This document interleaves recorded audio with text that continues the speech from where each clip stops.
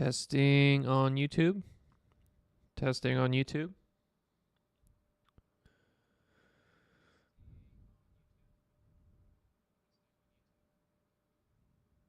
All right, YouTube works.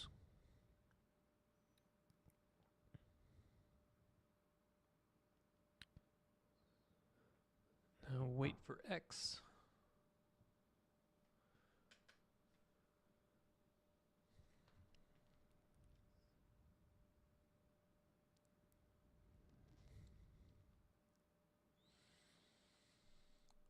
Testing on X. Testing on X. Testing on X. Let's keep it on the title screen here. Nice little generated image from GPT.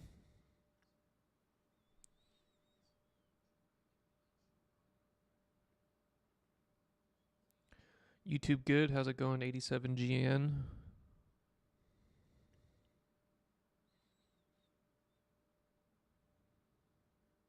All right, this should go live any second now.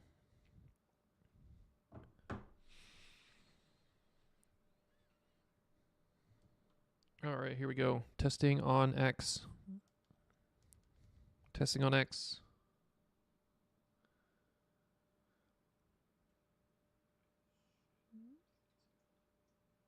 All right, I think X works as well. Okay.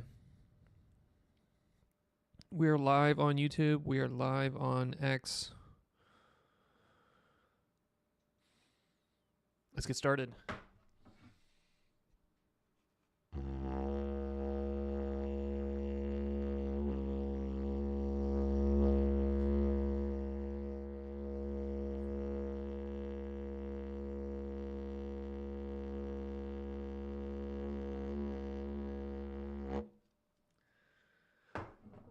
Welcome everybody to another Hupo stream.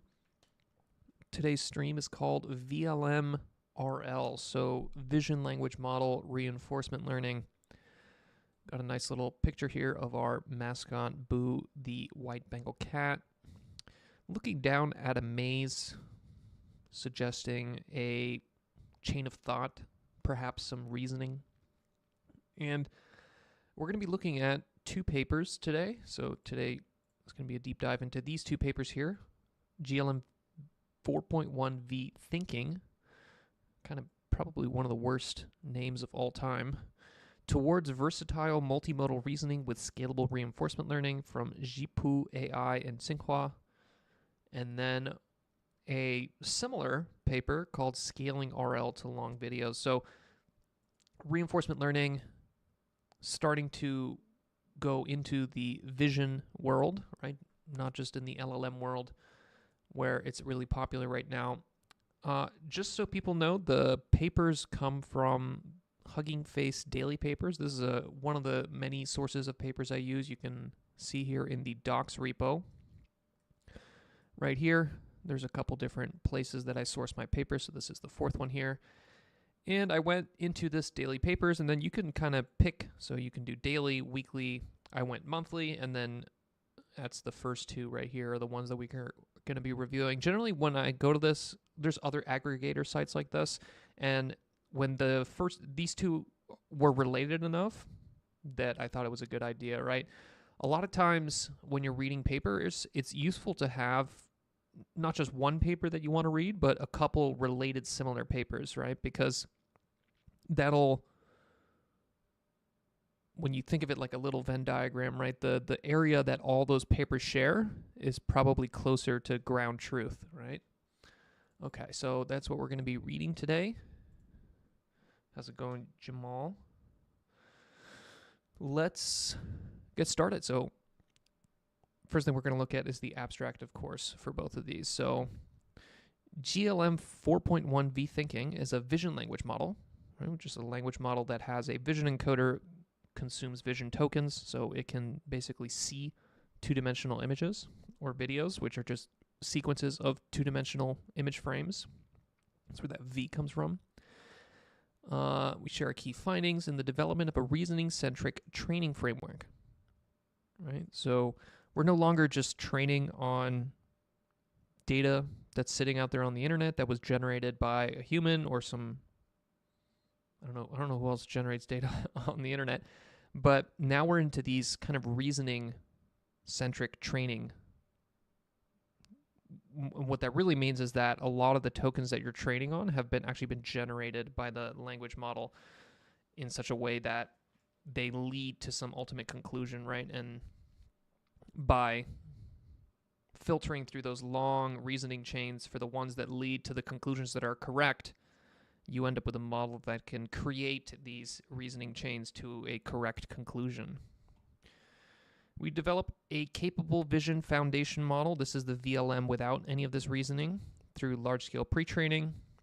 And then we propose reinforcement learning with curriculum sampling, which is just kind of a fancy way of saying that you're being very careful about what type of data you're putting into the AI and at what point in training. And we're going to see that this is a theme in both of these papers, where very careful data curation, right? And then also the curriculum, which refers to kind of not just the data mix, but specifically how you're using that data mix and exposing that data mix to the model over the course of training, right? So that's very important. Unlock the full potential. A couple different tasks here: STEM, problem solving, video understanding, content recognition, coding, grounding, GUI-based agents, and long document understanding. They open source GLM 4.1v 9b thinking, so a little 9b visual reasoning model, which is a pretty good thing to have in our back pocket. There's strong open source reasoning models like DeepSeek, but they're not capable of consuming images. So now we finally have an open source model capable of consuming images. Achieve state-of-the-art performance, blah, blah, blah. In our comprehensive evaluation across 28 benchmarks, it beats Qwen 2.5 VL. Generally, whenever a paper claims state-of-the-art, you got to take that with a little grain of salt. Usually they're only comparing to slightly older results, maybe on specific benchmarks in which they do well. So I don't think this is actually the state-of-the-art model, right? This is just state-of-the-art with a little asterisk on it. How's it going? Binks. Okay. Also demonstrates competitive or superior performance compared to closed source models such as GPT-4o. Code, model, and more information are released here. So here we see one of these kind of benchmark graphs. This is a way of visualizing which model is better. So each of these shapes represent one specific model, right? So that green is Qwen 2.5 VL, and then each of these are different benchmarks, right? So it's basically the same graph as this. You know, you could have also displayed this information kind of in a bar chart like this, but by doing it in this circle, you can kind of see the big blue shape in the background, which is this model, is better in each of these individual dimensions. Okay. Now let's look at this second paper. Let's read the abstract for this. This is an NVIDIA paper. You can see a couple academic institutions involved here as well, such as MIT and UC Berkeley. Both of these papers, if we actually look at the release date here, those are relatively recent papers. That's why they're on the monthly. We introduce a full stack framework that scales up reasoning and vision language models. Same idea here, right? You're using extending reasoning and reasoning training approaches to the vision domain. Specifically here, long videos, which come with their own set of problems, right? One of the biggest problems with images, and specifically even reinforcement learning using images, is that it's very inefficient, right? Reinforcement learning is already kind of very sample inefficient, requires a lot of training because it's constantly kind of generating more data to train on, so you kind of can train it infinitely. But anytime you're consuming visual information instead of just text information, there's a huge kind of computational burden towards doing that. And in this paper, they have a nice little trick to make that go a little bit faster. This is the MRSP system to achieve a 2.1x speed up. So MRSP is multimodal reinforcement sequence parallelism, the keyword there being sequence parallelism. There's a lot of different types of parallelism. There's data parallelism, model parallelism, tensor parallelism. This is sequence parallelism. and we'll kind of dive deeper about what that is. But you can see here that the first figure in the first page, usually the first figure in the first page gives you an idea of what the most important thing is in this paper, right? So the people that wrote this paper, they have to make a decision about what the first image is going to be. So the first image is almost always kind of sets the entire, if you need to understand a paper, just read that first figure and that'll tell you not kind of 90% of what this paper is about. So you can see here in this first paper, really what they're kind of trying to showcase is their state-of-the-artness, I guess, right? Here's our score on a bunch of different benchmarks. So really what they're the most proud of is their score on these benchmarks. What this NVIDIA paper, right, these authors, what they're most proud of is this speed up that they achieved using sequence parallelism. So you can see here the gray bar is this MRSP, and then you have without MRSP, without this sequence parallelism, and then the yellow and red are with different versions of the sequence parallelism, and you can see the speed up there. So obviously the red bars are about half the height of that. And at some point, right, especially if you're dealing with long videos that have a lot of frames, right, you're going to run out of memory on your GPU. So by using this sequence parallelism, you can split that out over multiple GPUs, and you can avoid this OOM, which is the dreaded error for anybody that works in machine learning. This means out of memory. It basically means that the amount of numbers that you're trying to fit into your GPU is too big for the memory of that GPU, right? So the combination of your model, your batch size, maybe your gradients, a bunch of other different numbers that are associated with training these machine learning models, you have to keep them to within the size of your GPU memory. But obviously, if you have many different GPUs that are all working together, you can kind of combine their memories together, and that's the whole idea of parallelism. Lil KM, how's it going? You were waiting for the stream. Hopefully it lives up to the hype. Okay, so let's go back to the abstract here. A large-scale dataset, long video reasoning comprising 52K long video QA pairs with high-quality reasoning annotations across diverse domains. So similar to this is kind of what I was saying at the beginning, where by looking at two papers that are similar like this, you can kind of get an idea about what the most important parts are and what the less important parts are. So both of these papers, right, a lot of the paper is dedicated to dataset curation and this kind of idea of kind of curriculum, like how are you choosing what data to feed the model at what time, at what training stage. And you can see that here as well, right? This idea of high quality reasoning annotations, organizing, creating these data sets, dataset alchemy, if you want to think of it that way. Thanks for the stream, Hupo. I appreciate it, Sid. A two-stage training pipeline that extends VLM with chain of thought, supervised fine-tuning, and reinforcement learning. So chain of thought, supervised fine-tuning is your fine-tuning, right? And supervised means that you are giving it what it's fine-tuning on, right?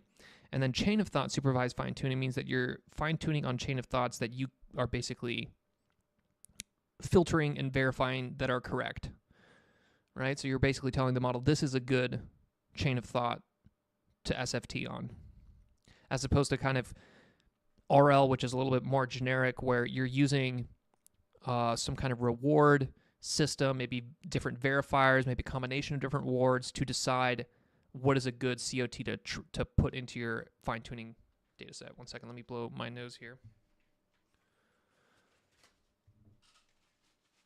All right. Training infrastructure, this MRSP, VLM-based engine tailored for long video. And this is another thing that you can do, right? So you see this VLM-based engine. So VLM is a software framework that allows you to basically do inference. And the first time I saw this was in, actually, forget about that.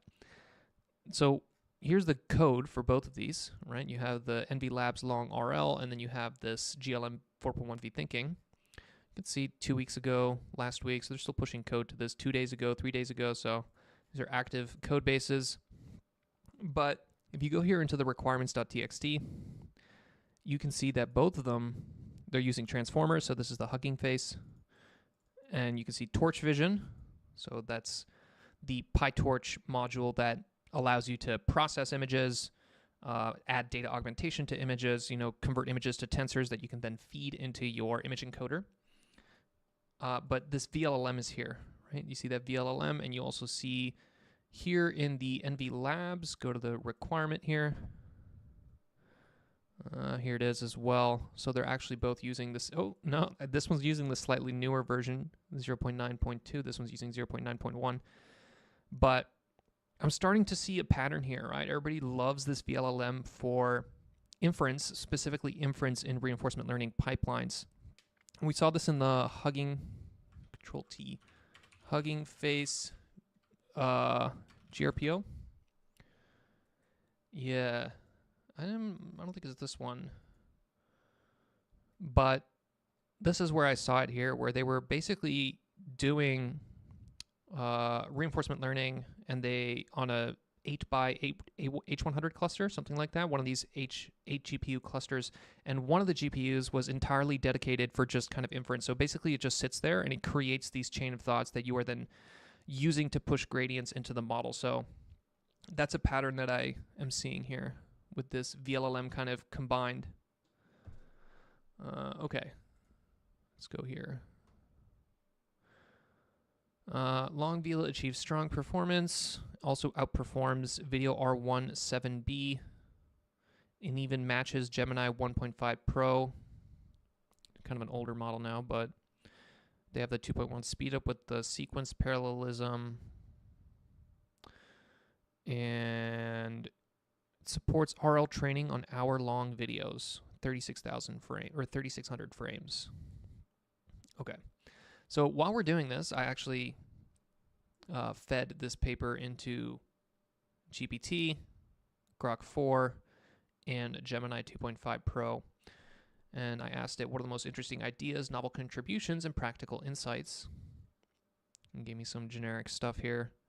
But I actually have access to Agent, and I don't know if everybody has access to it. So we're going to quickly do that a little bit because I think people are interested in that. So what I'm going to do is I'm actually going to ask a similar question about the code. So analyze the code bases for these papers, find common dependencies, similar design patterns, and what else do we? Let's do this. Common dependencies and similar design patterns. So we're going to copy that in there, and then we're also going to copy this paper here, or this code base here. So we're going to give it the code base for both of these. I understand. Turn off connectors. Okay, I think it's because I set up my GitHub. So you see the first thing it does here, it sets up its desktop, which basically means it's spinning up some type of a Docker container in the cloud, right? It kind of containerizes everything. So the browser that it's using is not a browser that permanently stays there, right? It's kind of like an ephemeral browser that at some point, once this question is answered or this little session is over, it kind of just disappears. So if there's any cookies that are accumulated in that browser, right, they disappear. If it creates any intermediate Python files in this Docker container, it disappears, right? And that's useful because you don't want to kind of just keep accumulating crap, right? So you can see here it's got its little mouse. It's moving around. It's trying to access data with this connectors. I guess that the way it accesses GitHub is via some kind of API. Maybe one thing that I feel like is kind of weird, I guess you can go like this and see what it's been doing. It's kind of an interesting little view there. But one thing that kind of bothers me about this agent is that there's so much effort has been put into kind of you looking at what it's doing, right? Think about how much design went into this idea of having this little live stream here with the rounded corners and then being able to scroll through what did it do, and the fact that it like hovers and it creates this little internal chain of thought here. This isn't the actual chain of thought, right? This is like some summary of the chain of thought. But the reason I think this is weird is because ultimately these agents are going to be doing all this work kind of off screen, right? It's like the whole point of an agent is that it does something when I'm not looking at it, right? So why are we putting so much effort into the kind of visual presentation of the agent in a live context, right? It's like a year from now when I'm using the GPT agent, ideally the whole point is that I give it a task and then I just basically let it do its thing, right? So it's almost like they're optimizing for the experience of watching an agent rather than the experience of kind of the agent going off doing something and then you come back to it. But I think that's just kind of the reality that agents now are mostly, you're like observing them as they're doing their work. Okay, so we're going to give the same question to Grok here, and then we're going to give the same question to Gemini 2.5 here. Okay, so all three of them are going. Right, you can see how Grok has the kind of reasoning summaries here. Gemini doesn't have any of that. Oh, no, I guess it does do that. It just kind of hides it. Okay, let's go back here. It's like the loading bar basically gives user calmness. Yeah, I mean, that's a good point, 87GN, but to me, it's kind of like at some point, you don't actually need the loading bar, right? The whole idea of the loading bar also comes from a world where you're constantly looking at the screen, right? So like, why did we add loading bars? Because whenever you would install something or perform some process, right, where you needed to see how far along it was in that process, there's a kind of an implicit assumption there that you are looking at the screen, waiting for that thing to happen, right? But it seems like the computing paradigm is going to shift entirely where you're almost never using the computer, right? You're not really looking at the screen to see where along the process you are. You kind of, at some point, you have to trust that the agent is doing everything by itself. And at some point, the agents are going to get good enough that you don't actually need to like look at the entire process of what it did, right? You just go there for the final answer. But it seems like we're still kind of in this like loading bar mindset where, hey, I need to be able to see everything that the agent did up until then, right? Almost like a verification process. Okay. Unable to directly access. So you can see here Gemini running into issues because it can't actually click on the requirements.txt and read it. And I guess it doesn't have some kind of GitHub API to actually request that specific file. But you can see here they both use transformers, which was a pretty obvious thing to guess. NumPy, Torch Vision, PyTorch image models, TIMM, centralized training. Okay, everything seems pretty standard there.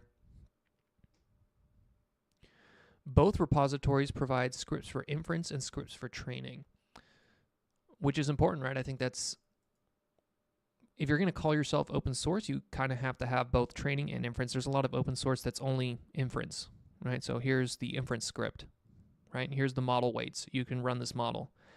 But I want to be able to train the model, and I want to be able to see the exact data that you trained on and replicate that myself. And both of these papers do that, right? The data is a big part of both of these stories here. Okay. This is still going, dude. Look at that. Right? Like, what's the point of this? It's like, it's blacking out. What am I even looking at here? You know? Just like a screen with blacked out scrolling. That's probably fake. All right. Transformers, VLLM, PyTorch and Torch Vision, NumPy. This is a big one here, Ray. So Ray is a popular distributed reinforcement learning library. This is actually a pretty old library. I remember using this like way before ChatGPT, but the idea of distributed RL, right, is that, okay, you're doing reinforcement learning, which includes kind of two different types of computational tasks, right? You have the inference, the actual generation, or the exploration, right? In a RL for video games context, right? There's the instances that are actually playing the game with the model that are generating the data, generating the experience, and then you have the instances that are pushing gradients into the model and updating the weights, right? And those are two different types of computational tasks that are required in a reinforcement learning context. If you just have one machine, one GPU, you basically have to alternate it. You have to basically collect a bunch of experience, then train on that experience, then collect a bunch of experience, then train on that experience, and collect a bunch of experience, and then train on that experience, right? But as soon as you have multiple GPUs, you can have those things happening in parallel, right? So you have some machines that are collecting experience, some machines that are training, right? And then that adds so much extra complexity because, okay, now you have to have some kind of data store, which is constantly being updated. You have to have some way of kind of sorting the experience in that data store so you know what's a good piece of data, what's a low reward piece of data, and then some way of sampling from that, right? And that's kind of what Ray solves, right? How to do that. And that starts to get into the whole idea of kind of curriculums, right? How do you pick from that replay buffer, from that data set of that data store of experience in such a way that the instances that are pushing gradients into your model are actually making the model better over time. Question from Sid. Maybe because the agent showed 10% chance of misalignment in real life tasks, so they made it more transparent in real time to view or stop if it's going rogue. Yeah, it's kind of transparency, explainability. I think those are all good arguments, right? Where it's like agents don't work 100% of the time now, so you have to inspect them in order to verify that they're doing it correctly. All I'm saying is that the UI, whenever agents work 50% of the time, is going to be very different from the UI whenever agents work 99% of the time. And it seems like OpenAI designed the agent UI based on this kind of 50% assumption, where it's like you have to be constantly verifying it because it just doesn't have the robustness to actually do exactly what you want. So whenever it doesn't do what you want, you have to be able to go back and figure out where it went wrong. But once the agents work above 99% of the time, right, the UI is going to be completely different, right? It might even just, you might not even see a screen. It might just be entirely speech-based, which would be kind of crazy. But yeah, sometimes everything just takes a little bit longer. All right, let's keep going here. Our training framework is structured around a unified objective to comprehensively enhance the model's reasoning capabilities through scalable reinforcement learning. We introduce reinforcement learning with curriculum sampling to drive large-scale cross-domain reasoning capabilities. RLCS is a multi-domain reinforcement learning framework that combines curriculum learning with difficulty-aware sampling, right?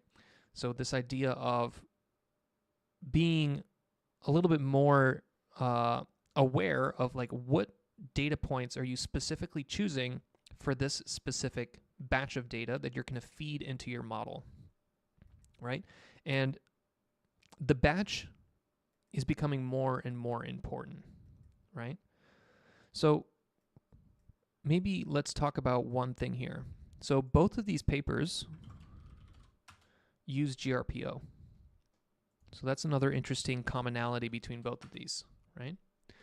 So GRPO, or Group Relative Policy Optimization, is basically the RL algorithm that came out with DeepSeek R1, which was this Chinese startup that released a reasoning model that used a bunch of reinforcement learning. It kind of was the flagship for open source reinforcement learning. And both of these papers are using that, right? So I have it here. So I did do a stream a while ago called Open Source DeepSeek when it came out, and I had some nice slides here that kind of show GRPO and where it comes from.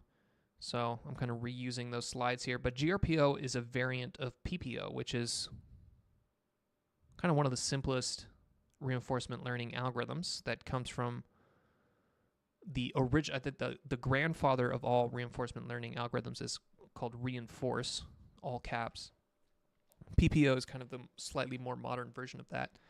But kind of interesting, right? Because it goes to show you where everyone is at, where all the RLHF, which was kind of the first kind of use of RL in these language models, was using PPO. So it's kind of like everybody used PPO because it was the simplest thing. And then now that GRPO came out, everybody's using GRPO. So, you know, there's not a ton of creativity or exploration here.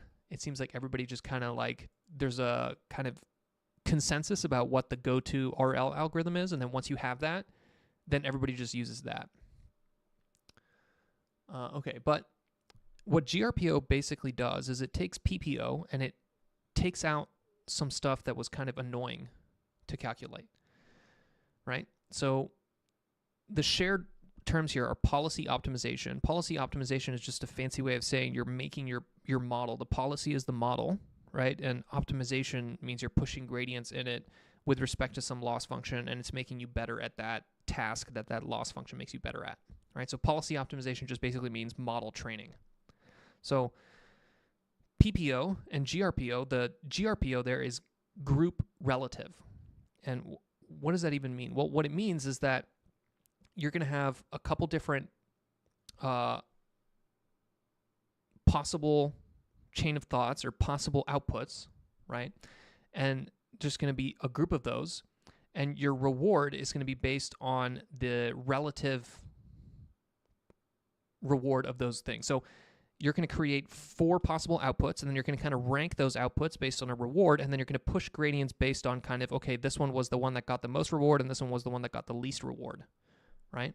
So you could think of it like there's a batch, and then within that batch, you're kind of deciding what are good traces and what are bad traces based on kind of the relative standing or the relative reward of that trace with respect to the whole other group, right? And the group is just some small chunk, right? I think in this paper, they actually tell you exactly the chunk size that they use here. Yeah, for each given question, the policy model generates a group of candidate responses, right? So each of these little green line, this is the prompt. So in this case, it's in the DeepSeek paper, it was just all text tokens. So there's just a bunch of text tokens. And then here, the completions are just a bunch of text tokens. In these 2 papers, now you have images. So some of these are now visual tokens. So you might have a couple text tokens representing the question, then a couple image tokens representing the image, a couple more image tokens for the next frame, and so on. And then your outputs here are going to be text tokens, right? The answers in text. So those candidate responses have some corresponding reward, right? And that's kind of the hard part about reinforcement learning is you need to have some way of like saying, okay, what's the actual reward for this? In something like a video game, it's pretty easy, right? You just have the score.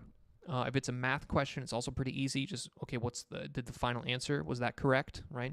In coding, you could have something similar like that. Both of these papers use the DeepSeek reward. So the DeepSeek reward was a 2-part reward, which was based on format and accuracy. So in the original DeepSeek paper, and this is very common in reinforcement learning to have multiple different parts of your reward function, right? Generally, you don't have one global reward and then you're just optimizing towards that. That doesn't really work as well as having kind of multiple different types of rewards and then kind of balancing them with hyperparameters, right? And this is kind of eventually what became known as reward hacking and reward engineering, where you're basically just spending your time figuring out what the little hyperparameters for each of the different reward terms is. And then how to add even more reward terms.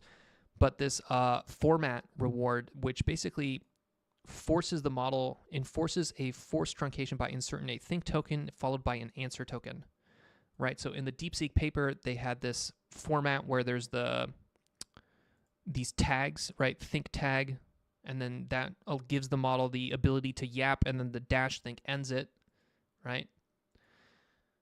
So both of these papers use that same DeepSeek dual reward of format and accuracy.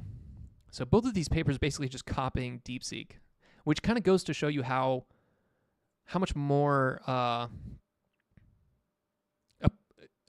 novel and interesting the DeepSeek paper was, right? Because not only did it just bring open source back to the level of the frontier models and kind of was a huge win for open source, but you can see it here, like half a year later, both of the reinforcement learning papers for vision language models are using GRPO, which is the DeepSeek algorithm, using the GRPO format accuracy reward. So when your paper and your ideas are sticky like that, you know it's a good paper. So really we're kind of realizing just how good that DeepSeek paper was. Okay. The model is subsequently optimized by maximizing the following objective function. This is this pi theta. This is your policy, right? So that's your actual model. So let me bring it up here so you guys can actually see. Ooh. Right, but this is basically you could think of it, this is like the probability, right? So the probability of outputting the right or a high reward completion compared to the probability of outputting a low reward completion. So really all you're doing with reinforcement learning is you're changing the conditional probability of producing a high reward sequence of tokens to a low reward sequence of tokens. And what is high and what is low is just determined by what you sample in that group, right? Which is why curriculum becomes an important part of this GRPO algorithm, is because making sure that each group has some high reward and some low reward becomes more and more important. Okay.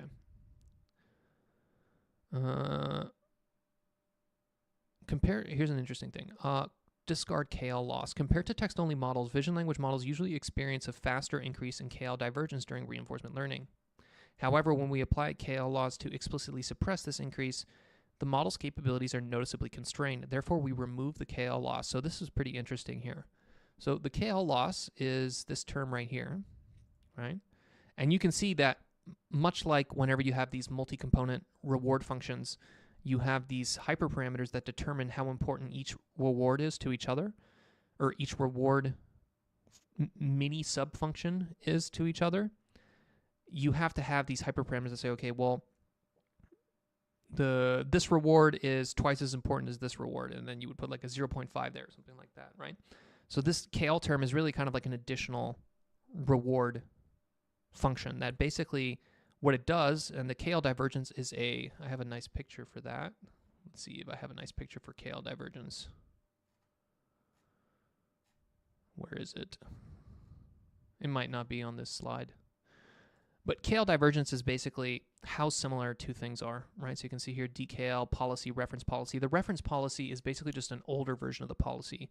So what this term is doing is it's basically saying the distance between this distribution and this. So basically, how different is your current policy from this policy, right? If your current policy is very, very different from your policy just a couple gradient updates ago, that means your policy has drastically shifted, right? It's almost like a completely different model now. And you don't want that, right? You don't want your model to kind of suddenly shift, right? You want it to kind of stay relatively stable. You want to move slowly, right? That's kind of the whole idea of gradient descent, is that you're kind of moving a little bit at a time and moving a little bit at a time. And that's kind of what this clipping is doing here as well, right? So this is the actual gradient update that you apply. You're clipping the step, right? So maybe let's see if we have a nice picture for that. Yeah, right here. So whenever you're performing any kind of gradient-based optimization, what you're really doing is you're kind of taking little tiny steps in this landscape, right? You can envision some super high dimensional space. There's some manifold there that you're traveling on, right? And your loss function, or in this case, your reward, is pointing you in a direction. Like, move that way, move that way, move that way, adjust the weights this way, adjust the weights this way. If you take huge steps, you're going to end up in a completely different part of this high dimensional space, and all of the stuff you've learned before might not even be relevant anymore. So you want to kind of be very careful about how you move around. So this KL term prevents you from moving too far, and then this clipping also prevents you from taking steps that are too big. So kind of interesting here that in this paper they kind of realize that actually you want to move faster, and you want to be able to not care too much about the fact that you're changing the model too much, right? So kind of interesting that in this paper they decided to not do that, right? So they increased the upper clipping bound so you can take bigger steps, right? Each of these individual little gradient step, you can take a big step, and then they also remove this kind of chain that you're adding to the model where you're basically saying don't go too far, right? And where does that eventually go? I think that one way to think about reinforcement learning is that right now the reinforcement learning is kind of seen as this this little post-training step. So I think the best thing to show that is the Vlm Rl training plot. Yeah. So up until, let's do open link, open image in new tab. Up until now, a lot of the reinforcement learning was just basically this little tiny additional post-training, right? So most of your model intelligence is coming from this pre-training compute, where it's training on the entire internet, right? There's just next token prediction. And then the reinforcement learning was just a little bit on top, but you don't want to take the model away from that, right? If you do this little RL, you're being very aware that the further away you move from this reference, right, that pre-trained model, the more this might just become garbage. So there was always this kind of tendency to like, hey, let's not move too far. Let's just kind of put in these KL divergences. Let's clip the steps so that the model that comes out of this RL is always just kind of about the same as the one that went into it, right? So you're not moving too far. But we're now moving into a paradigm where the RL kind of, you let it run free, right? So like the model that you get before RL and the model that you have after the RL is almost a completely different model, right? So once we're moving into this paradigm where you're now spending a huge amount of your compute on this RL, you no longer have this kind of fear of drifting too far away from your reference policy. It's totally okay to do that. And I think that's what we're seeing here, right? Where, hey, screw it. The model's going to change a lot when you're pushing these gradients from an RL reward function. So that's totally fine. Max Malley, I love papers with code. Having the data is the cherry on top. Yeah, and, you know, even just to kind of take a step back, like, this is Chinese. So one thing I've noticed is that the Chinese academic institutions and companies, they're so much more bought into this kind of open source idea. And, you know, I'm definitely a huge proponent of open source. I think it's the way to progress as a collective humanity, is to kind of basically tell people what you're doing and how you're doing it and let them do it as well, right? So this kind of like, any piece of knowledge should be knowledge that you share, right? I generally feel like hiding things, like the idea of secrets, the ideas of intellectual properties, like all those ideas are just not good to me. They're very toxic just inherently, right? The idea of like, I can have this idea, but you can't have this idea, or intellectual property is the concept of this is my idea and you can't use it, right? And I feel like it's very much a cultural thing, right? In China, they have kind of a more collectivist cultural kind of ethos. So they vibe with kind of what I was saying, where it's like kind of intellectual property, like, no, like you can't own an idea, right? And if anything, you should want to share that idea. So we're definitely seeing kind of a divergence here where all these kind of American frontier models and American labs, they're becoming increasingly more secretive, right? They don't tell you what data they're trained on, right? We unfortunately see this with the llama, right? Llama dies and then it gets replaced by the superintelligence team. The superintelligence team is not going to tell you what they're training on, is not going to, maybe not even open source the model, but yeah, not necessarily a good trend for America. But luckily for humanity, the Chinese labs are pretty dead set on releasing everything. And you can even see here, right? Like, so let's actually go to the training data. How's it going, Ed? How's it going, Saskia? I fully agree China is moving ahead of the US in AI now. Yeah, they're kind of already ahead, guys. Like, you know what I'm saying, like, people don't want to, people want to live in this like copium bubble, but, you know, like, I think the recent Kimi open source, like DeepSeek, the fact that, hey, yeah, both of these papers use GRPO. What do you think XAI used? Do you think XAI is using PPO? No. They're probably using GRPO. They're probably using GRPO with VLLM. So it's like the same, people are using these same exact things, right? Like this stack right here that they describe is probably the stack that literally everybody is using. Let's see if this stack right here. So Ray, which is basically kind of like an orchestration, VLLM for the inference, and then GRPO. That's the stack, guys. That's the stack. That's what XAI is using. That's probably what OpenAI is using, right? And what are those? Those are basically the DeepSeek Chinese RL algorithm. Okay. Where were we? We were talking about GRPO. We talked about the removing the KL and the clipping, or at least loosening it, allowing the model to kind of run free and become a different model via this process of reinforcement learning, right? Not constraining it too much to exist in this kind of pre-training attractor basin.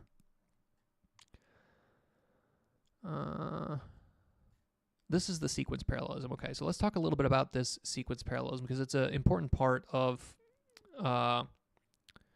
training with reinforcement learning, specifically multimodal reinforcement learning, right?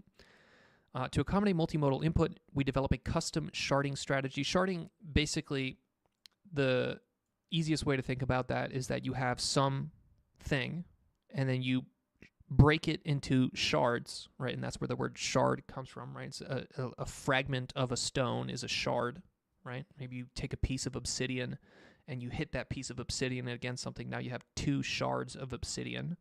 So in this case, you're sharding a data set. You're sharding a model, right? You're basically saying, okay, here's one big thing, and I'm going to split it into multiple things. So here you have 3 different GPUs. To ensure balanced workload and compatibility with SP communication. Efficient video embedding, reuse, and VLM rollout acceleration strategies are implemented while meeting the demands of policy model prefilling for dense video frames. Okay, so VLM rollout acceleration strategies. What are we talking about there? So you start, we're going to just start with the video. We're going to start, the flow of computation kind of goes from left to right here, right? So you start with the video. Right? That's the whole point of this long videos, right? Video is just a bunch of frames, okay? Each of those frames of the video is an image.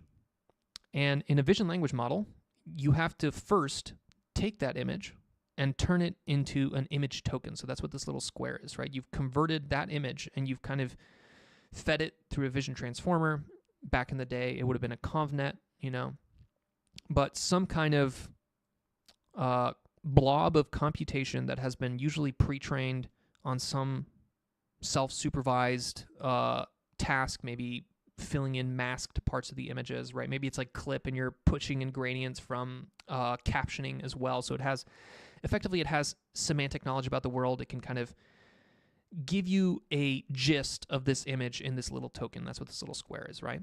But that vision tower is quite big usually, right? This vision tower, like all other machine learning models, the bigger you make it, the better this vision token is going to be.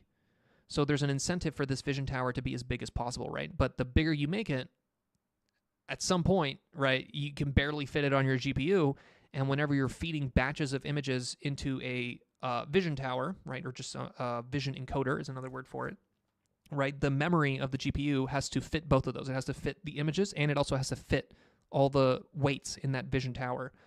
So what they do here is they split that vision tower over multiple GPUs. And this is kind of where you can get into the ideas of model parallelism, where, hey, you might take a very big vision tower and split it into different pieces, so different parts of the vision tower on different GPUs. But here, what they're doing is sequence parallelism. So what they're splitting is not the vision tower, it's the same vision tower on all 3 GPUs, but what they're splitting it, or kind of like sharding along, is the sequence dimension. So basically, a video is a sequence of frames, and then they're saying, okay, the first third of the video, the second is going to go into the first GPU. The second third of the video is going into the second GPU, and the third third of the video is going into the third GPU. And then we're also getting the text prompt, which is like the question associated with this video. And then, right, all 3 of those GPUs are going to perform inference. They're going to create the vision tokens. But now all of those are just living on each of those different GPUs. Okay, so now you're going to have to do this all gather, right? All gather basically means I'm going to have to go and gather these vision tokens from all of the GPUs. That's where the all gather comes from, right? So I'm going to have to take all those vision tokens, which are now in the memory of each of those GPUs, and I'm going to have to move them to the CPU so that I can take them out of that computer and then share them across the network with all the other GPUs, and then bring it all and gather back. So now all the GPUs, or maybe a different set of GPUs, has the full sequence of vision tokens and this text prompt as well. And that's what this is here, right? So now you have your vision tokens and your text tokens. You're copying them. So now all of the GPUs have the full sequence, right? So you kind of split the sequence, you parallelized across the sequence, and now you combined it all together. Now you have the full sequence again. Okay. VLLM engine, rollout 1, rollout 2, rollout add. So rollout is kind of another terminology for what's happening here in the GRPO. So if you remember, here in this image of the GRPO, we have this idea of, okay, you have some sequence of vision and text tokens, which are the prompt, and then you have completions, and you have a bunch of different completions, right?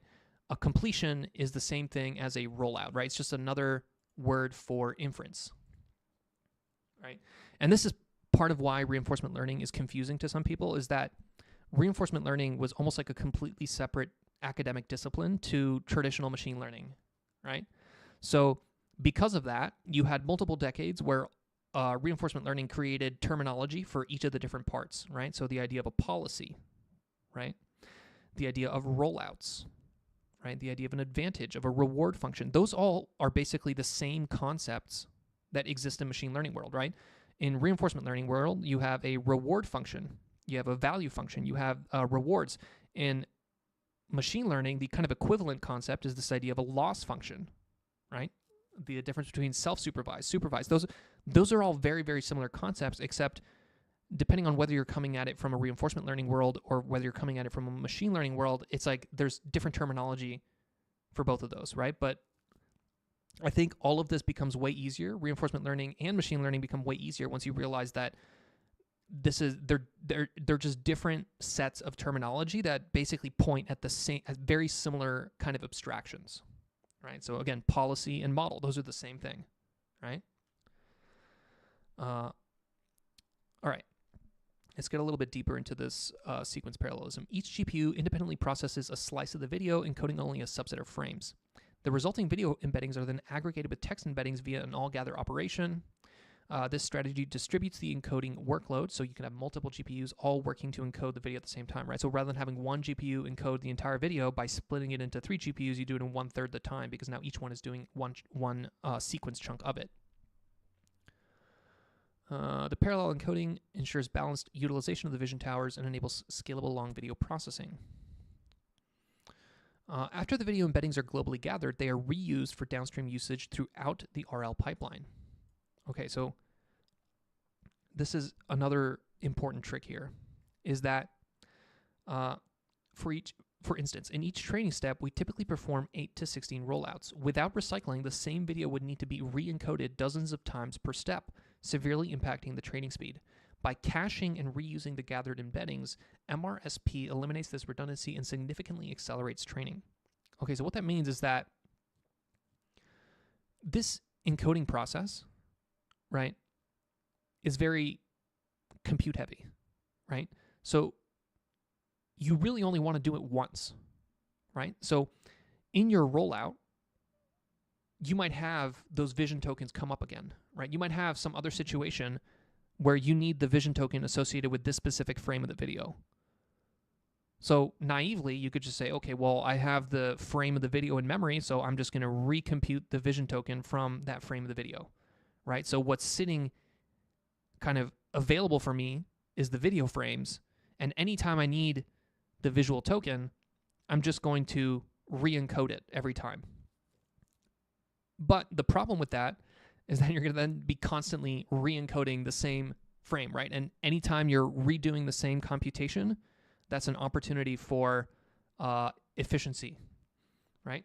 So what they do here is they basically pre-encode all the videos. So they turn all of the videos and each of the frames in the video into these vision tokens. And the reason why that works is that because these vision towers are usually frozen, right? So if you allowed the gradient from this reinforcement learning to flow through these vision towers, then the vision towers would change slightly over time, which means that every time you wanted to encode the video again, right? Let's say you sampled another batch of experience that included that video. In the future, the vision tower has changed, so now you need to re-encode it. But as long as you keep these vision towers frozen, or you clip the gradients enough that they don't change that much, then you can just encode it once and then use that encoded version of the video the entire time. And this, the visual tokens, these little 4 squares, are significantly smaller in terms of just like the total amount of memory required to store and transfer, because that's another thing too, right? In these all gathers, or anytime you're kind of sharing information across these GPUs, you're going to have to send that information. So it's a lot easier to send this sequence of vision tokens than it is to send the entire video, right? I love these papers and read-alongs. Thanks. I appreciate it, Max. Sid, what is P2P communication? Was in that previous diagram. So P2P just means peer-to-peer communication. I guess in this sense, so here we have, let's try to make sense of this, right? Gathering global input embedding, padding sequence, sharding to local GPU. So you have some sequence. I think in this case, you see this BS. That means that in this dimension, this is the batch size. So the batch size refers to rollouts, right? So let's go back to this. It's this, right? So the fact that there's 4 possible outputs to this. And if we go to the actual math, right, that's the fact that there's a set of these outputs, right? So here are the outputs. Generates a group of candidate responses, O1, O2, all the way to OG. So this is O1, O2, all the way to OG. In this case, there's 4, right? So why are there different lengths here, right? Like why is this one super long and this one is super short? Well, because sometimes the model produces a sequence of tokens that gets to the final answer in just a couple steps, right? So the length of this is basically the length of the reasoning chain. So sometimes the model has to think for 5 minutes and then it outputs this token, and that's the final answer. Sometimes the model just thinks for 20 seconds and then this is the final answer. So the chain of thoughts, or the kind of rollouts using reinforcement learning terminology, are variable in length.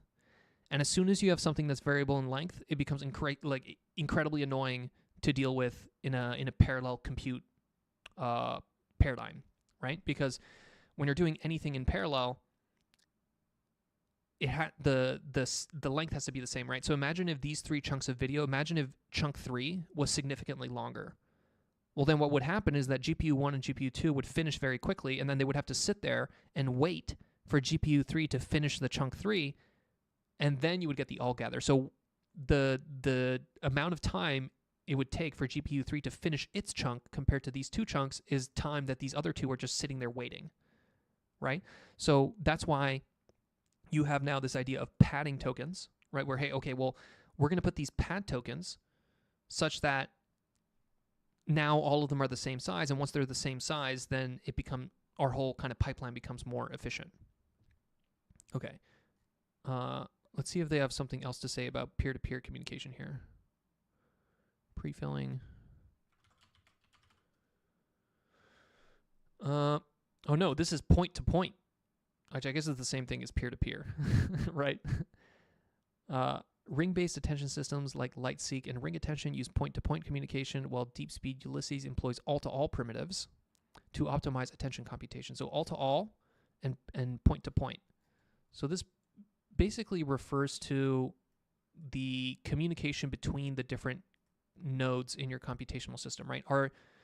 So this all gather here, this is like all of them are waiting for all of them. All the GPUs wait for all the GPUs to finish outputting, and then you gather them all together, and then once you gather them all together, then all GPUs get this sequence of vision tokens, right? So that's kind of like an all-to-all type of communication.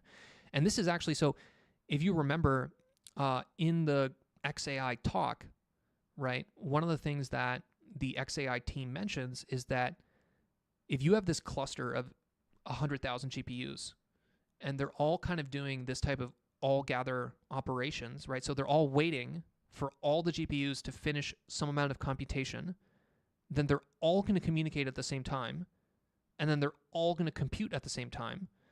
That means that you're going to get these huge power spikes, right? So whenever they all stop at the same time, and then the network hardware is going crazy because all of them are sharing information, and then suddenly all the GPUs turn back, basically push the batch at the same time because now they all have the data. Suddenly you're basically going like huge power, then to 0 while they're all communicating because the network hardware doesn't consume as much memory or consume as much energy, right? Most of the energy consumption is the actual GPU itself, not the actual like kind of network stuff around it.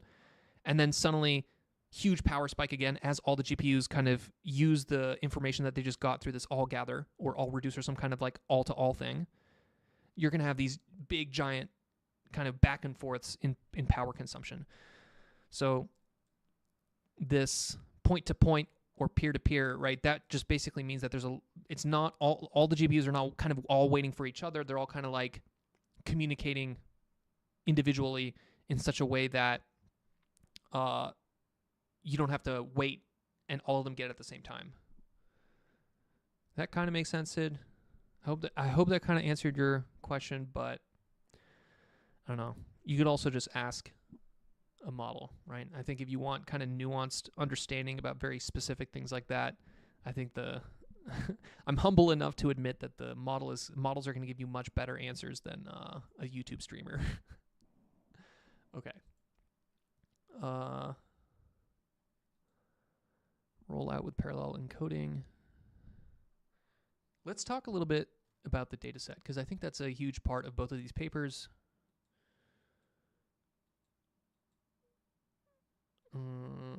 Right here, data curation. We first curate 18,000 long videos and then apply a high-quality automated annotation pipeline for chain of thought as detailed. So this is something that we've seen time and time again, right? This idea of these kind of automated annotation pipelines, right? Kind of semi-automatic, right? Because usually there's humans that are part of this process, right? This is really old. This is as old as kind of back in the mid 2010s, right? Whenever people were doing training something like ImageNet, right? Someone labeled that. Someone went through each of those images and they said, this is a dog, this is a cat, right? And then you started to see kind of in the late 2010s, these kind of automated systems where you had kind of like one power user that was kind of like had this thing that kind of, for example, the segment anything model out of Facebook, that was labeled using these kind of like power users, right? Where Facebook paid for these people to sit there and you would have like a segment anything model that would kind of like initially create segmentations, and then you would have some guy that would click on the masks that were good and click on the masks that were bad, and kind of basically in this way, you increase the quality of the data, you kind of like label the data and add information that is paired with those text information that is paired with the image information in a way that's kind of supervised by a human. And now we're starting to get to the point where most of the kind of information or text information that is paired with a specific image or video is being done so entirely automated, right? So like at this point, maybe you have a human that's kind of verifying to some degree, but like the overwhelming majority of it is being done with vision language model itself, right? So high quality image text captions are crucial for imbuing vision models with world knowledge. We construct a large-scale, high-quality caption datasets through a meticulous curation pipeline. We begin with public datasets like Leon, Datacomp, DFN, and Wukong, supplemented by data from web search engines. So even this random Chinese company is basically scraping the internet constantly. We first apply a series of rule-based filters to discard overly low-quality samples based on image resolution, color detection, so basically get rid of garbage data. That's relatively easy to do, basically done heuristically. Relevance filtering.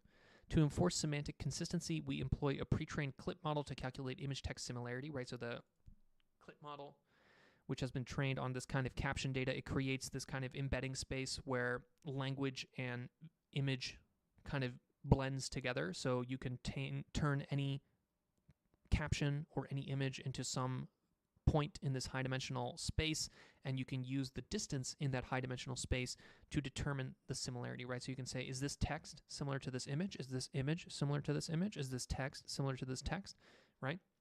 So using the kind of frozen embedding space of a giant pre-trained model such as CLIP to determine the similarity and go just filter through this data set, get rid of deduplication is often done with CLIP models as well. In this case, they're using it to kind of split this data set into maybe all the nature images and all the basketball images, right? Concept balance. To mitigate the inherent long-tail distribution of concepts, we adopt a resampling strategy inspired by MetaClip, which is just clip, but I guess trained by Meta. Using a comprehensive vocabulary rich in visual concepts, we reweigh the filter data to enhance conceptual coverage and balancing, right? So kind of now we're starting to go into this world of curriculum, right? This is something that people did even back in the day, right? Where let's say you had a classifier of dogs and cats, right? You wouldn't want to train it on 99 dog images and one cat image. You kind of want to reweigh the data to have kind of a little bit of a balance there, right? 50 cat images, 50 dog images. So something similar here, right? Well, you don't want too many basketball images compared to nature images. You kind of want equally balanced diversity of data. How's it going, Aspire Bell? You a basketball fan? I don't know much about basketball, unfortunately. Factual-centered recaptioning. Furthermore, to improve the descriptive quality and information density of the captions, we iteratively train a factual-centered recaptioning model. This model is designed to denoise and enrich original captions, generating new, more precise and detailed descriptions while preserving the factual accuracy of the source text. So we've seen this many, many times, right? We saw this in the Stable Diffusion papers, the generative, any kind of generative image or generative video paper generally uses some kind of captioning, and usually they kind of do this kind of like expanded captioning. So for example, you might have this picture of this cardinal bird, and this might be the caption associated with it, a northern cardinal singing. So you can recaption that, right, to get more nuance. A northern cardinal perched on a tree branch set against a clear blue sky. So now you've kind of added all this additional text tokens that are associated with the visual tokens here. So you're giving the model more kind of surface area to kind of deeper understand the visual information because it's very good at text information, right? So the better you can describe each image, the more, I like the analogy of surface area, the more like kind of surface area there is for the model to kind of really deeply understand what is inside that image. I think this is mountain, right? The 3 mountain character. Something, something, something, mountain, something. This is duh. All right, I'm going to pretend that I don't know. All right, let's keep going into this data pipeline. Interleaved image text. Rich interleaved image text vision language can be found in corpora such as web pages and books. Web data processing pipeline. So they start from large-scale open-source data sets, removing common noise elements like advertisements and QR codes. Academic book processing. We collect over 100 million digitized books. We first filter this collection to select books pertaining to specific domains and employ a PDF parsing tool to perform deep parsing. Synthetic documents. We render text from language pre-training using a variety of fonts. These rendered texts are then composed into diverse image backgrounds and sourced for the Layon dataset. So creating synthetic image datasets for OCR, right? So OCR is the task of finding text in an image, right? So like maybe it's a picture of a sign, right? So like what does the sign say? So if you want a model to be able to read a sign on an image, you basically need to give it millions and millions of examples of text in an image form. So synthetically creating that is a very easy way to do that. Natural scene text images. We utilize Paddle OCR to process a vast collection of natural images, extracting text content. The resulting data is filtered. And then academic documents. We adopt a processing methodology inspired by NuGet, which is a paper. I don't know if we read this one, but it was basically feeding archive into a model, right? So turn it into HTML, and then now you have a high-quality data set of PDF and their corresponding structured source markup, right? So if you want a model that reads a PDF by actually looking at the PDF, right? So one way you can read a PDF is by basically extracting all the text from it, and then now you just have this giant blob of text. But a different way of reading a PDF is to actually use OCR, right? Like actually literally chunk it into images and then feed it into the visual encoder, and now you're using the vision tokens to actually understand what's in that PDF. So that's pretty intense when you think about it. But if you have a big enough data set to do that, you can kind of get that capability, and Archive is a perfect source to do that, right? Because you have a huge amount of PDF documents that have an associated piece of text. How's it going, Icky Phoenix? Or Icky Phoenix? Grounding data. So we utilize Layon 115 mil as a foundation dataset, glib v2, apply a filter to retain only containing at least 2 valid bounding boxes, GUI grounding, we construct a novel large-scale dataset by extracting URLs from common crawl snapshots and capturing corresponding web page screenshots. Video data. Let's see what they say about here. We implement a rigorous filtering. We curate a diverse corpus from academic, web, and proprietary sources. So they don't even tell you everything, but like just look at all this crap that they like you know, this is the amount of data that's going in here is huge, right? There's so much different crap going into this vision language reasoning model. I don't know what people are going to call these, but just think about how far we got using just text tokens, right? So we got to basically AGI. I would say that ChatGPT was AGI, right? But we got to AGI by just a self-supervised learning objective, which is next token prediction on only text data, right? But then when you really start thinking about it, there's so much more visual data, right? Think about it, just YouTube. Think about just the amount of images, right? There's so much more information. There's so much more high information value content in the vision world, in the audio world, right? That for now has just kind of been stuck in the back, right? Like nobody's really been feeding that into these models. So I think that there's a lot of intelligence that we can still farm from the world, right? So if you remember Ilya kind of saying, okay, the pre-training data, the internet is kind of like the fossil fuel of data, and like we've already run out of it. And I'm like, no. There's a whole other level, right? Think about the same idea of next token prediction, but in this case, think about it like doing that in YouTube, right? Like you feed a model the first 5 minutes of a YouTube, and then you have to reason what's going to happen after that. And that's kind of what they're doing here. So for example, you are shown the first 30-minute video segment from a football game. The score remains 2-2. Based on the player's physical condition, tactical behavior, and emotional state, which team is more likely to win in the penalty shootout? So what are we really doing here? We're basically, this is like next token prediction, but in the video world, right? So now think about how much more we can do, right? Every single YouTube video, you can extract so much information there, right? You can basically say, okay, here's a random YouTube video of this person. What is this person going to say next?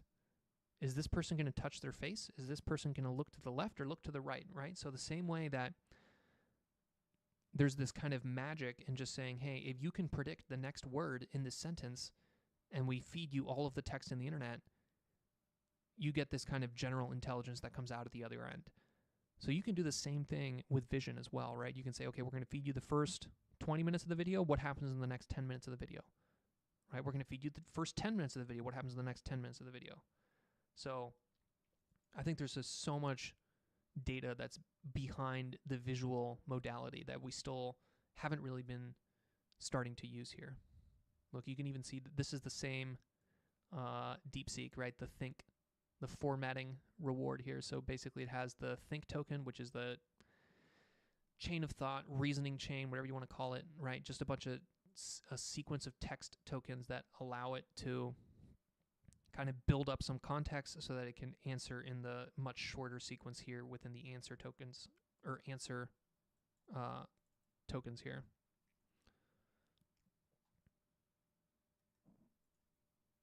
Okay, so we talked about the giant and huge variety of data that they're using here for the GLM 4.1V, and similar story here with the long video NVIDIA paper. Data distribution of long video reasoning. Long video comprises of 18,000 videos and 52K synthetic QA reasonings. So you have everything from travel, sports, people, music, comedy, entertainment, film, gaming. You have spatial reasoning, temporal reasoning. So temporal reasoning might be like, hey, what happens next, right? In this video, spatial reasoning might be, hey, who is the person in the lower left corner? Are they like plot and narrative reasoning. Like, what do you think is going to happen to the cow?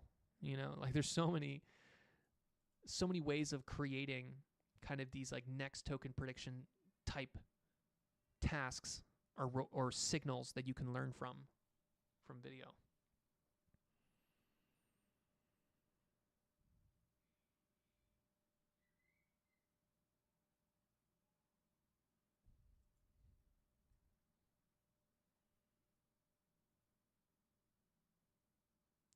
Maybe in the end, your thoughts on LeCun remarks on GRPO, the use of dino representations. So I just don't know how LeCun is right, but he's also not right. You know what I'm saying? Like, I think Jan LeCun, if we want to say it how it's actually supposed to be said, but he definitely has a kind of a fetish for self-supervised kind of training frameworks in the vision modality, right? So like he's really a ConvNet guy, right? He's definitely got a preference for the visual modality over the text modality. And he also has a kind of a fetish for self-supervised methods. So basically methods where there's some kind of way of creating a task that doesn't involve a human kind of annotating something, right? So a bounding box detection, you have to basically have a human label a bounding box for every single data point. Next token prediction, right? That's self-supervised. That means that, okay, you automatically get the task for free, right? Take any sentence, the first part of the sentence, if you ask it to predict the next part of the sentence, you didn't have to put a lot of work into creating that data point, right? Where this is the input and this is the output. The kind of data point just kind of falls out naturally, and that's kind of what the whole idea of self-supervised is. Jan LeCun is all about doing that in the visual world, right? So a common one that people do is masking, right? So, hey, here's the first 4 vision tokens of this image. Can you predict the next vision token of this image? Or here's a blacked out box in this image. Can you basically recreate what's in this blacked out box in the image, right? And you can create arbitrary boxes that black out arbitrary parts of the image, and now you created a way of creating labeled data points that doesn't require any human input, or doesn't require as much human input, right? So Dino and GRPO are basically variants of that, right? Some kind of vision-based, self-supervised framework. But where I think LeCun is wrong is that he's like really doesn't like LLMs. Like, I think at this point, what's happening is that he's painted himself into a corner. And I think this is like a type of audience capture, if you want to think of it that way. It's like, it's kind of like Gary Marcus, right? Where initially, right, there's some kind of new idea that comes out, and then very quickly kind of humanity decides that, okay, well, we need to test out this idea. So in order to do that, here's a bunch of people that are very highly credentialed and have good opinions and understand the space, and what do they think about this idea? And people like Gary Marcus and Jan LeCun, they were like, okay, well, here's LLMs. They're suddenly doing very well, but here's all these problems. Here's someone, Jan LeCun, that thinks they're not a good idea, and here's why he doesn't think they're a good idea. But then what's really happening there is that the humanity is kind of giving this reward signal to Jan LeCun for being a contrarian, right? He's basically being rewarded, and he's being given attention for being a contrarian to LLM. So that reinforces his kind of self-identity towards being an LLM hater. So basically what's happened is that we've unfortunately turned him into this LLM hater, and he might not even be self-aware that the reason he hates LLM so much is because he's been kind of rewarded for being initially against LLMs. But now the problem is that identity that he's created for himself of someone who is anti-LLMs has kind of poisoned him at this point, right? And he is blinded by that, and he is probably incapable of being objective on his opinions because he's kind of been poisoned by the fame that initially came with being initially correct about the downsides of LLMs. Is it me or is the sound tuned down? Here, I can turn it. It's literally maxed out. Let me see if I can turn it on the actual mic. What about that? Is that a little bit better? All right, let me know, Chep Khalid. I don't know. That's my opinion on Jan LeCun. I think we should always respect him because he did a ton of work. But at this point, he's just kind of like this boomer that just like kind of rambles and like is kind of like just has drunk his Kool-Aid for so long that he's blind and he can't see what's going on anymore. How's it going, Dima Oktaji?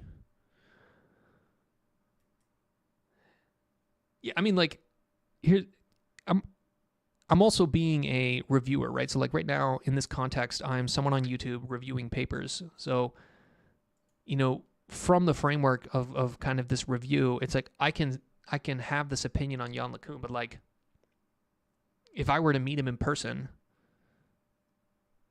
I'd be, like, a big fan, you know? I'd be like, hey, man, I'm a huge fan, you know? Because, like, I am, right? It's like... I just think that you can say that, you can point out people's negatives without actually being hateful towards them. There was actually one time I sat next to Jan LeCun at a conference. This was way back in the pre-GPT days. I was at a robotics conference, and there was a workshop, right? And usually the main conference hall is just this giant place, and there's a million people there, but in the workshops, it's like these little side rooms. So it's like kind of like class-based seating where maybe like 20, 30 people are sitting. And he sat right next to me, and like I remember like taking my phone like this and kind of like trying to stealth take a picture. Yeah, I mean, he has no idea who I am. You know, I'm a nobody. You know, I don't have any. I'm not famous in any way, but I have gotten to occasionally like get close physically to some of these people.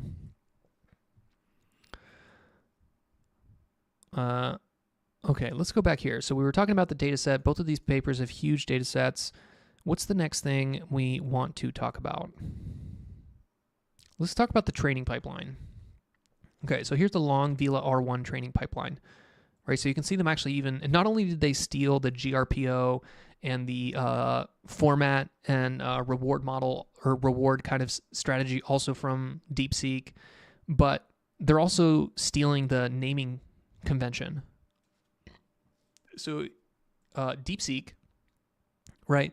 They called it DeepSeek, and then they had DeepSeek R1, which was basically DeepSeek with some, this one right here, DeepSeek R1. That's just basically the DeepSeek model with reinforcement learning on top of it, right? So it's basically the DeepSeek model is this white bar, and then that yellow bar is the R1.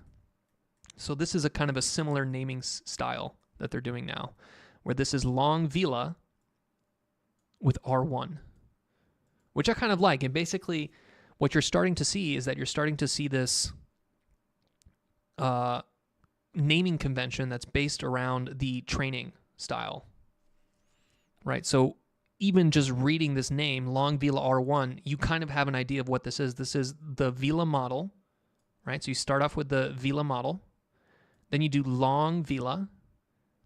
Here's a reasoning warm-up. So this is basically you start introducing the data that has long chain of thoughts with these think tokens, right? So you're supervised fine-tuning. At this point, you're deciding, right? You're supervising what is going into the fine-tuning, and you're deciding here's specific long chain of thoughts that I know are good, and I'm going to feed those into this long Vlm, push gradients, and now my Vlm model has become long Vlm.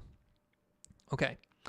Then, once I kind of have a model here, which is used to, or at least has seen some long chain of thoughts, then I'm going to start putting RL on top of it. So now, this is the pre-training.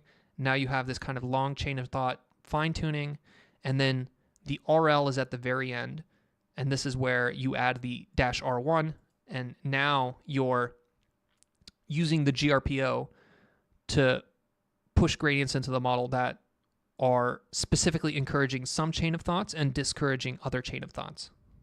right? So this is kind of the three-part pipeline here. And I think it's very similar to what they do here, right? Let me see if we can get the exact training pipeline here. Do they have a nice pic of it? No.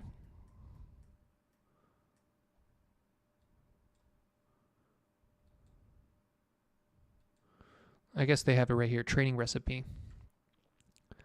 Conducted in 2 sequential stages, multimodal pre-training and long context continual training. So multimodal training builds a strong foundation model of general multimodal. We train all model parameters, 120,000 steps using two-way tensor parallelism. Global batch size of 1,536. Okay, so basically, this is the pre-training stage, so it's equivalent to this part here, right? What's actually before this Vila. So this Vila is already trained. There's a step before this, right, where they're starting from a scratch and then they're training this Vila. And then there's actually steps before that, because usually in the visual modality, right, someone had to train that dyno or that clip model that you're using to encode the image. So there's even training steps before that, because usually those are just pre-trained. So there's the pre-training step to create the image encoder. Then there's the kind of pre-training that trains the whole VLM. At the end of that, you get the Vila. At the end of that, you get whatever they call it here. And then you do the RL, so the long context continual training. That's the RL, basically. We perform a continual training stage to extend the model's capabilities to high-resolution imagery. We augment the training data with video inputs.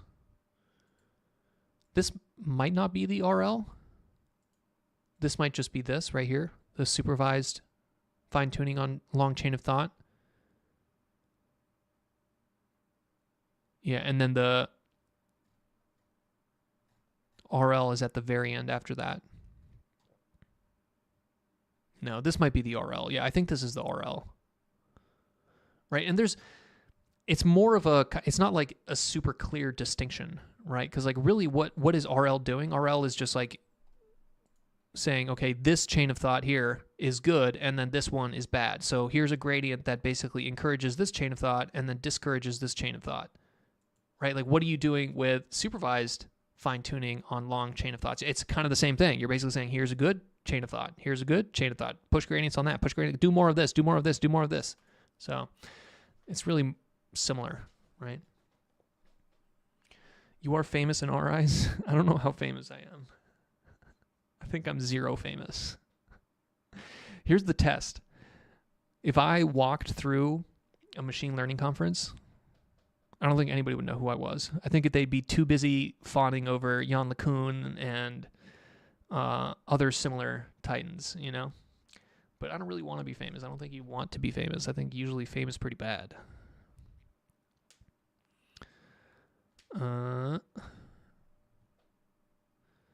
Unlike prior workflows that apply SFT to short COT data, we omit this step. We view SFT's role as aligning the existing vision with a more effective thinking and response style.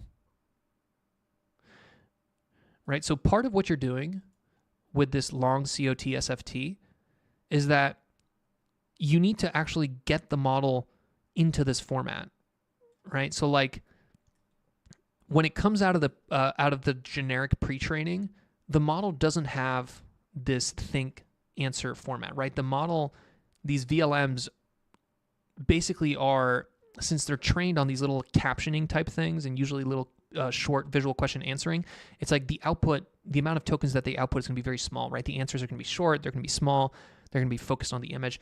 But in order to just like elicit this kind of like think, answer, you have to, the RL isn't going to take you to that, right? So it's not like the RL discovers this think, answer paradigm. It's like in some way you are actually forcing it into this think, answer paradigm.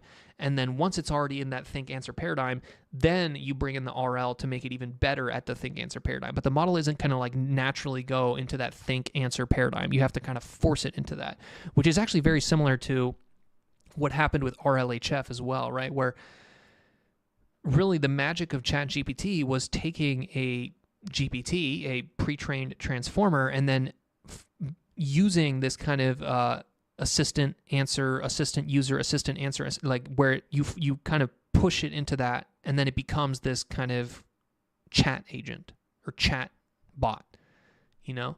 So it's kind of similar here, right? Where it's like the VLM by default is not going to have this kind of reasoning, think, answer kind of format, and it would never get there even if you fed it a million different videos, right? So at some point you have to kind of force it into that, and then once it's in that modality, in that kind of like headspace, then you can start using RL to kind of tune that a little bit better. Okay. A reasoning data set spans a wide curated high quality data of long COT samples. Each response follows this standard format. The quality of the cold start dataset is critical to the stability of RL training. In practice, we find that poorly constructed data can lead to training instability or even collapse. To mitigate this, we implement a rigorous data cleaning pipeline. Yeah, so basically I think this paper also has a similar finding, but that initial kind of the COT SFT subset features high quality COT reasoning process, providing an abundant resource for warm-up training during stage 1 of the model's reasoning capability. So both of these papers emphasize that the initial long COT data set needs to be extremely clean, right?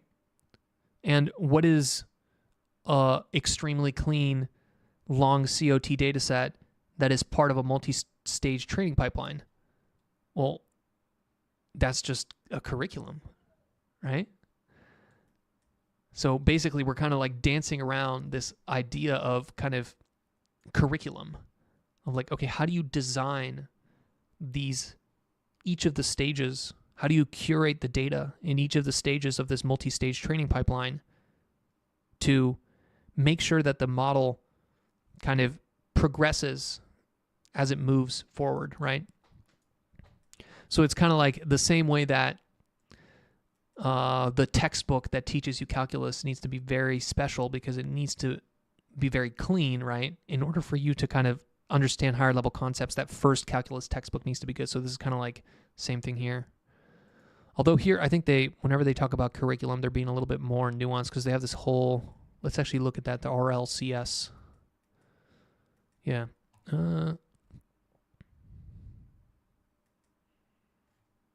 Ward infrastructure, data preparation. Where's the RLCS?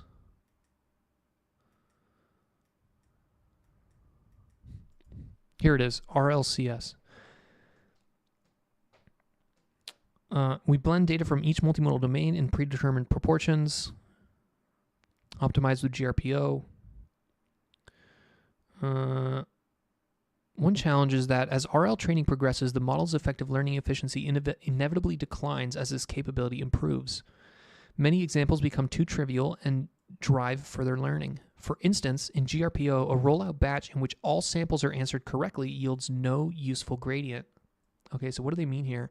Is that in GRPO, right, it's group relative. So your batch is being organized based on rewards based on the entire group, right? So like here's a batch where the one with the rollout or the sequence that has the highest reward, the completion that has the highest reward, is different from the completion that has a low reward, right? So within this group, right, the relative reward between the highest one and the lowest one, there's a big difference there, right? So what they're saying is that if you're going to be using GRPO, right, you have to make sure that the groups or batches that you sample, right, these rollouts, these sequences, that there's an example of a high reward, an example of a low reward, and kind of everything in between.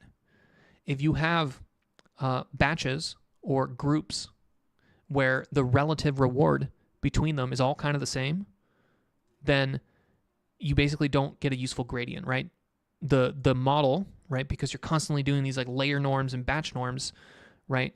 It starts to become kind of super myopic where it's like, oh, hey, like I'm taking this and the difference in reward between this one and this one is like minimal, but because it's all group relative, that means that the model's going to figure out some 500 IQ reason. Okay, well, this one uses this token at this specific point, so therefore that's kind of what I'm going to push the gradient. So now you're pushing a gradient where the way to get the highest reward in this particular group is based on some kind of super intricate thing that isn't actually probably generalizable, right? You really want the model to be pushing gradients for each batch or each group, where the reason for choosing this chain of thought over this chain of thought, the increasing the probability of this over and decreasing the probability of this is like in a direction that is actually going to make the model smarter, rather than kind of like in a weird arbitrary direction that doesn't really go anywhere because all of these rewards are the same, right? So that's kind of a more micro level of curriculum, right? So because we were talking about curriculum at the level of kind of data mixture and training pipelines, but there's also curriculum at the level of the actual batch, right? It's like what batch to batch to batch to batch. It's like, how are you picking the specific examples in that batch? Over half of all prompts achieve accuracy over 90%. Rollout efficiency remains the bottleneck. The bulk of training time is consumed by rollouts. So these guys could have actually probably used what these guys did, right? These guys, right? If you remember in the NVIDIA paper, they by caching and reusing the vision tokens, they can basically speed up the rollout. So maybe these guys could have used some of that. We propose RLCS, which applies the insight of curriculum learning to online sampling. So sampling is like, again, you have this distributed system where you have some GPUs that are performing inference with that VLM framework, right? And they're creating a bunch of chains. Okay, and how do you sample from all those chains? We employ an adaptive curriculum that continuously adjusts the difficulty of training samples to match the model's evolving capabilities, ensuring that each update is maximally informative. We evaluate sample difficulty both online and offline. We address the inherent difficulty of every sample by running PASAT-K evaluations across the full dataset with several established vision language models or earlier RL checkpoints. So, merging those quantitative scores, this process yields a difficulty label that partitions our data into multiple tiers. So kind of interesting, right? Where if you remember in this paper, they actually got rid of the KL, right? So this was the paper where they decided to get rid of this KL divergence, and they also got rid of the clipping, right? Which means that in this paper, they were like, hey, we don't care about using a previous version of the model, this pi-ref, to constrain how far our model can go. But what they are doing is they're using a previous version of the model to curate the data set, right? So here they just said, hey, we're going to actually label, right, or sample from our rollouts based on PASAT-K outcome from a previous checkpoint. So we're not using the previous checkpoint model to constrain the direction and magnitude of the gradient update, but we are using the previous model to curate the group of completions that are then used in GRPO. And in a way, that's kind of like, you're kind of doing the same thing, right? You're basically using a previous version of the model to decide which of these are you're going to sample and put into this batch, which ultimately the layout here determines what your gradient is going to be from that batch, which is going to determine where you're going to move in that gradient update, right? So kind of interesting there. Oh, we got a question here. Open room XYZ. Why is folks not generating basically infinite exercises procedurally well using rules and then translate that into English and back? Why is there a lack of data? Do you think the future of data sets will be procedurally generated by writing classical program and generate a bunch of text, infinite data, no overfitting? That's basically what's happening here, right? So let's go to here, right? So pre-training compute, right? This right here, this white bar, that's computation that was done with data that was generated by humans, right? This yellow bar here, where now you're adding RL, what is the data that you're using to push gradients in? Where is this data for this yellow bar coming from? Well, it's coming from a model, right? It's coming from these rollouts, right? So the majority of the data that you're training on as you move into this world where everything is RL, is generated by the models themselves, right? Which is literally what happened in AlphaGo, right? I think I don't know if I'm going to find this, but think about this one, AlphaGo, right? AlphaGo, what was the data that it was trained on? The majority of the data that AlphaGo was trained on was not games that were created by humans. It's entirely like AI games. It's like games that it generated itself, right? And the way we got to superhuman Go performance is not by creating a super clean data set of only the best expert games, right? It's basically by letting the system generate its own games and then using reinforcement learning to get a useful signal from that. So the way that we're going to get superhuman intelligence, or ASI, artificial superintelligence, is not by curating a data set of extremely clean human data. It's going to be by using reinforcement learning to sample a bunch of rollouts, right? Create its own data, and then use a strategy like GRPO, an RL algorithm, that allows you to determine the group relative reward, right? So say, okay, this one is higher reward, this one is lower reward, do more chains like this and less chains like that, right? And that is an infinite data flywheel, right? Which then goes to the bitter lesson, where if you can find a strategy that can scale with computation, then that strategy wins over time. That's the learning of the bitter lesson, right? So curating human data does not scale with computation. If tomorrow I gave you 1 million GPUs, that would not allow you to get a higher quality data set of human data, right? It's like you're limited by how much human data has been created. But if you're doing a reinforcement learning based strategy where you're basically, right, creating your own data, right? One of your GPUs has this VLLM, and why does it have an inference dependent? Why does a training paper have an inference dependency? Well, because it needs to generate its own data. It's basically generating its own data and then training on that data. And I think that much like initial versions of AlphaGo, right, they kind of looked more like this, where a lot of it was just pre-training on human-generated or human games, and then just the best that you got from that was something that was close to a human. And eventually we got to a point where the systems, such as AlphaGo 0, these things had like basically zero human data. It's entirely RL on its own synthetically generated data. And that's where we're going to go with text and vision as well, right? Where we're going to move to this world where all of the compute is being done on data that's all generated, and it's going to be with vision as well, right? So like these generative video models, they're going to be producing the videos that are then fed into these visual understanding VLM kind of reasoning models. So infinite data, all generated.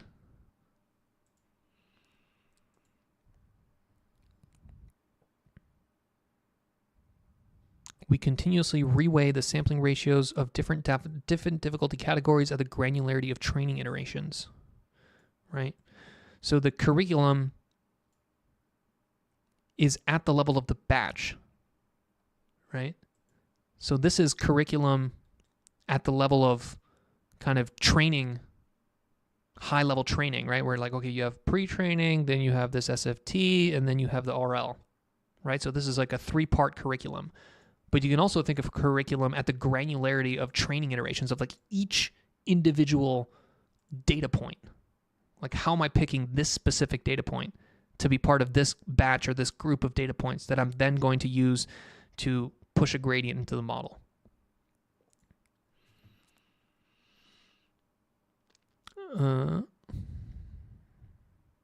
We observe that RLCS significantly accelerates model development, improvement, and consistently leads to performance gains.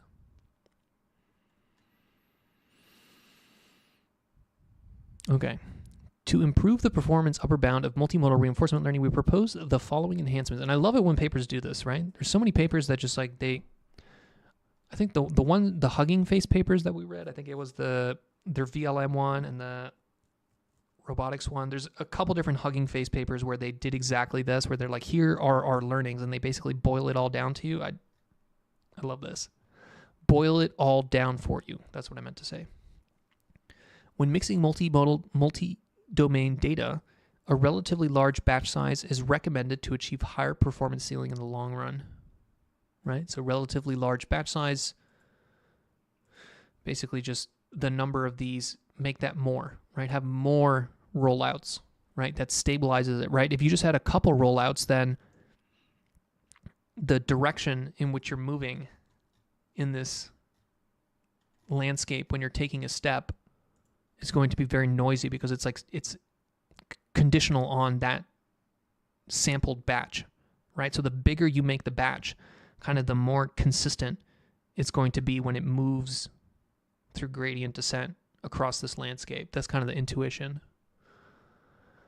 And this is an old finding as well. There's a don't increase the learning rate, increase the batch size or something like that. Or don't decrease the learning rate, increase the batch size. It's a very old paper, but similar kind of intuition. Dynamic sampling via ratio EMA. When both the entropy and KL losses are removed, a rollout batch composed entirely of correct or entirely of incorrect provides no useful gradient. As the proportion of these all correct or all incorrect grows or fluctuates, the effective batch size can vary wildly, degrading, straining instability. We perform rollouts with intentional oversampling factor and then select the subset of examples whose difficulty is most balanced. So this is the kind of like per training iteration curriculum idea.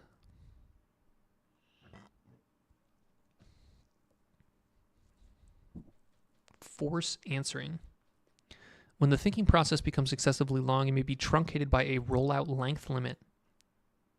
Because the model often fails to produce an answer, it is typically assigned a reward of 0. So what ends up happening is that now you just have a bunch of long, basically what happens is if you have a limit to the length of the reward, the length of the reasoning chain, and it automatically goes to 0, that means that if you have a very, very long chain and the accompanying reward is 0, your model's basically learning that, hey, very long chains are bad. You don't want very long chains because you always end up getting a reward of 0. So you're kind of you're telling the model to not have long reasoning chains. So how do you fix that? Such lengthy reasoning isn't necessarily incorrect. Truncating this in ways not only wastes the rollout budget. To address this, we enforce a forced truncation by inserting a think followed by an answer, which prompts the model to omit a final answer. Yeah, so they just force it. Okay. Giving it a deadline. It's kind of interesting how like all these things in like human psychology that like work, right? So like if you give someone a deadline to perform a thing, usually it's like that'll force them to create something and then they'll get a much better result than if you just don't give them a deadline. And it kind of same thing with these models where at some point you're like, okay, stop thinking. What's your answer? Discard the KL loss, clip higher. We already read that. The peak performance in the RL phase does not perfectly correlate with a cold start SFT model's performance.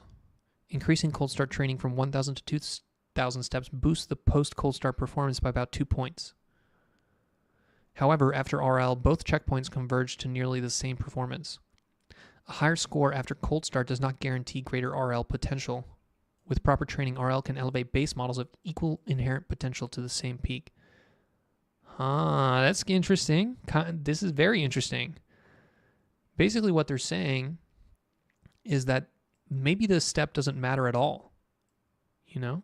Because we just talked about earlier in this stream how this long COT SFT is not very scalable at all, right? Because you have to be very careful and create a very curated data set for this, right? So there's a lot of human curation that goes into this long COT SFT.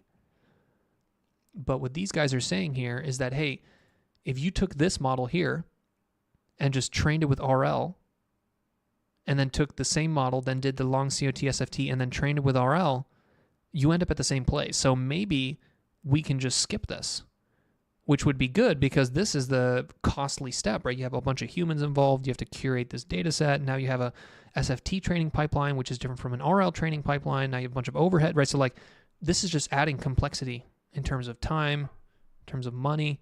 So if the RL is going to take whatever you give it and end up in the same place, then maybe we can just skip or reduce that SFT step in the training.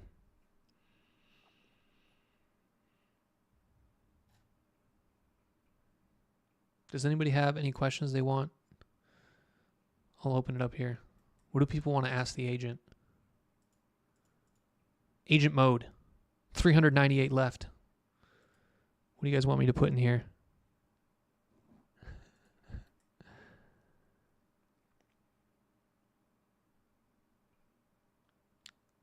Yeah, you're right, Ed. Warm-up is a must. If not, then how will it generate the chain of thought? Yeah, I mean, we're literally, so like in this stream, I'm literally contradicting myself, right? Because like parts of this paper are saying that, yeah, you definitely need that long COT because or else it's not going to think in that. And then you have different parts of the paper that are saying, hey, maybe you don't need that. So I think you need some of it, right? So the way that this is phrased, they're basically just saying that if you increase it, it doesn't lead. So if you do a little bit of SFT, it's still okay, right? Maybe you don't need to do a lot of SFT, but you still need to do some SFT. That's what these guys are saying. So yeah, I would agree with you, Ed. You probably, if you got rid of it entirely, it would probably be trash. So you do need to have some of it. Just give a poke to the model, basically. But that's good, right? Because it basically means that you don't need to have like incredibly complicated, like rather than, imagine how much easier it is to collect 1,000 long COT SFT or long COT data, 1,000 of those versus 100,000, right? It's way easier. So if you only need a little of it, that's good. Improving stability. Quality of SFT has critical impact. If the gold start data contains a large amount of meaningless thinking paths, the resulting model exhibits severe instability. Incorporating an entropy loss to promote diversity could cause the model to produce garbled, which eventually leads to training. So we remove the entropy loss. That's the KL. KL divergence and entropy are actually very similar concepts. Instead of using a smaller full vocabulary, preventing the underlearning of rare tokens and thus maintaining clean output. Okay, so this is basically when you're rolling out, right? When you're actually producing these, or using inference, using the VLLM to do inference with your latest model, right? To create these reasoning chains. That inference has all of the same inference parameters. Like, what's your temperature, right? Right? How are you actually choosing this green token, right? Like, how much randomness are you putting in there, right? Are you kind of increasing the temperature and letting these chains kind of go free and you have a bunch of different chains?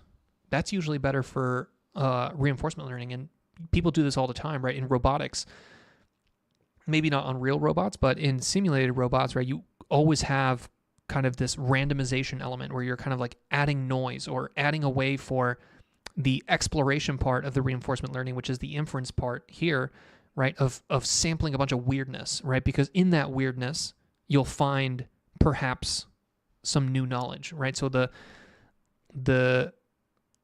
you need to add noise in there. You need to add some amount of chaos, right? If you want to think of it that way. So that's kind of what they're saying here. So there's a kind of a balance.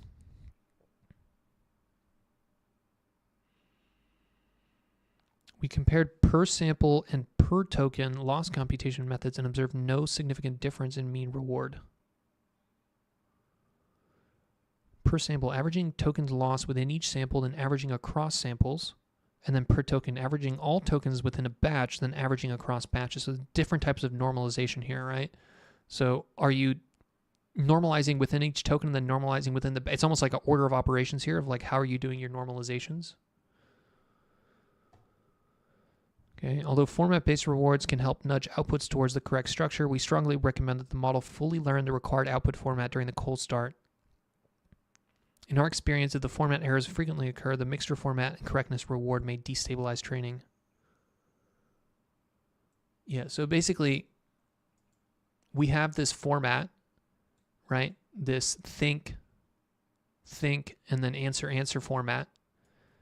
And you're forcing that format because your COT, SFT training phase kind of forces that format onto the model, right? The same way that the RLHF forces the kind of assistant user paradigm. Here you're forcing the think answer paradigm. But then also the GRPO DeepSeek style uses the format as an additional reward signal, right? So you're actually using both the correctness or the reward and the format. And here they're saying, okay, well, if format errors frequently occur, then now your reward that is being used to push a gradient into that model can sometimes get messed up by the format error, right? Which is not good. You want it to kind of be in that format. You want it to be in the thinking answer format stably before you start doing the RL, because or else your RL is going to be pushing gradients sometimes based on the reward, and then sometimes the gradient is overwhelmingly coming from this formatting kind of part of your reward function, and that destabilizes training. Deadly Data, nice to see you're still doing streams. I appreciate it. Started doing grad school at Georgia Tech. Georgia Tech is good. I would like to eventually focus on applying RL to simulated games. That's a very popular RL. Most of RL was done in simulated games. I would say the majority of RL is simulated games. It's only now that we're starting to see it kind of go outside of that niche. How to make an agent that makes an agent that books flights and other useless stuff. All right, that's what we're putting in here. How do I make an agent that makes an agent that books flights and other useless stuff? All right, let's see what the agent figures out. Setting up my desktop.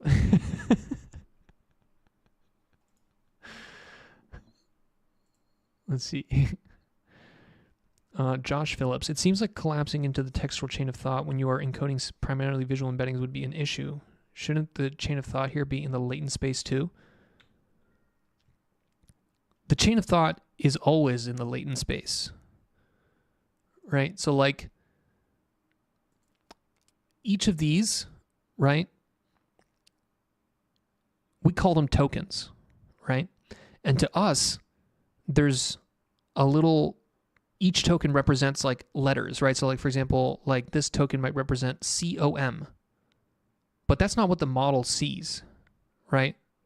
To the model, this little green box is like a vector of like maybe 1,000 numbers, right? So from the model's perspective, each of those little tokens is already in an embedding space. So it's already a much more kind of nebulous, high-level kind of concept.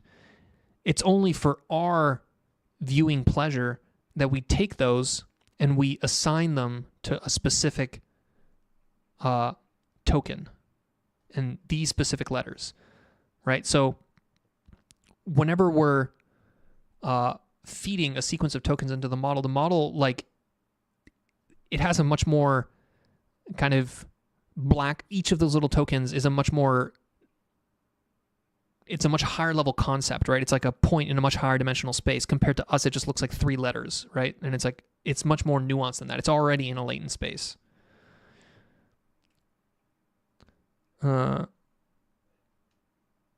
Feels like you would be throwing away the benefits of early fusion.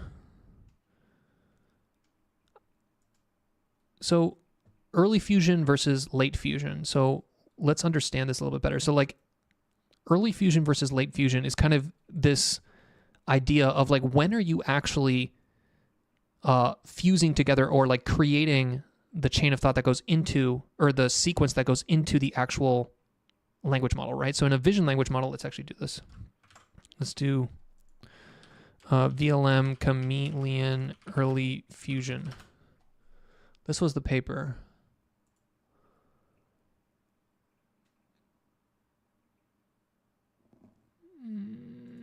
I don't know if this is the best. Yeah. Let's do open image, new tab, this one. So this is the Chameleon paper where normally the way these vision language models work is you're feeding that image into this image encoder, and then the image encoder is then tokenized into these visual tokens, right? So when you fuse these together, or when you create the actual sequence that has the text and the image, it's actually quite late, right? It's like there's already this has kind of this is a vision transformer, right? But there's no kind of cross attention between the transformer here and the whatever's happening to get to here, right? So it's like you're encoding the image entirely separate, creating these vision tokens separately from this. Early fusion is like, okay, what if we pull that down? What if we like get it earlier on, right? And that's what's happening here with this. Chameleon represents all modalities as discrete tokens as using a uniform transformer-based architecture that is trained from scratch on end-to-end fashion on interleaved mixed modal data. As a result, Chameleon can both reason over as well generate arbitrary mixed modal documents. So it's kind of more like where are you actually, how low are you going before you actually combine these modalities versus like, are you treating each modality separately and then kind of joining them at the higher up in the kind of computational chain, or are you doing it lower? Why are they not doing earlier? I think the problem with early fusion is that these vision encoders are very good, right? So it's like when you're doing this type of early fusion, it's like you have to, one, kind of train this from scratch. So like you end up having to do a lot of the pre-training that was already done, right? So like think about all the compute that went into creating something like Clip, right? So all of that compute is kind of stored in there, right? There's all this intelligence stored in this image encoder. If you want to now do something like early fusion, you now have to basically redo all of that compute, and it might not even end up being as good as this one, right? So one way I see it is that like what these vision encoders are really doing is they're kind of like, it's like using free compute, right? So like, I don't know.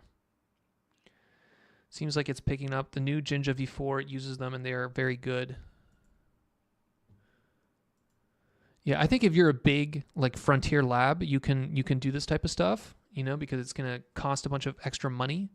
But for most other people, like you might as well just use the image encoders.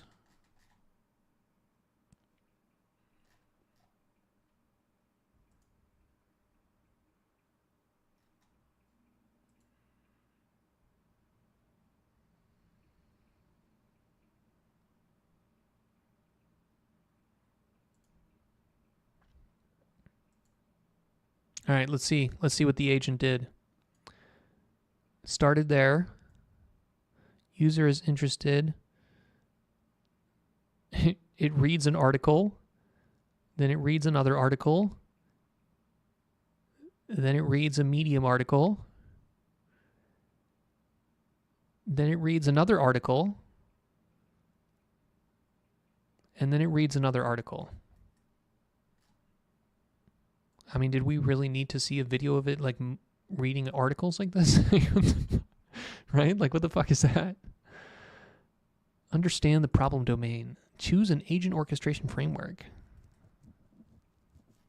Cool.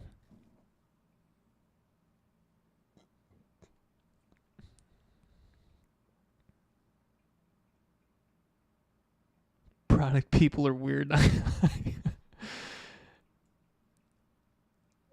Right, that's kind of what I'm saying. It's like, think about like what am I actually seeing here, right? Like, I'm not actually even seeing the article. So like, if it was showing me how it's actually reading that article, it would be kind of useful. But it's like this is like a fake pre-canned kind of like scrolling animation of like a fake, like this is not the actual article. You know what I'm saying? So like, what am I even looking at here? You know, like this isn't even the tabs. Like I would love to see if it had multiple tabs open so that by the end here I can see all the different tabs that it has opens, but that's they're not even showing me that either, right? It's using every single tab separately. So I just don't know what I'm actually getting from this video. So it's cool, right? And it looks great on product slides, and it looks great on in a little talking, right? And if you're Sam Altman, you can go and have a little PowerPoint where you show this and it looks great.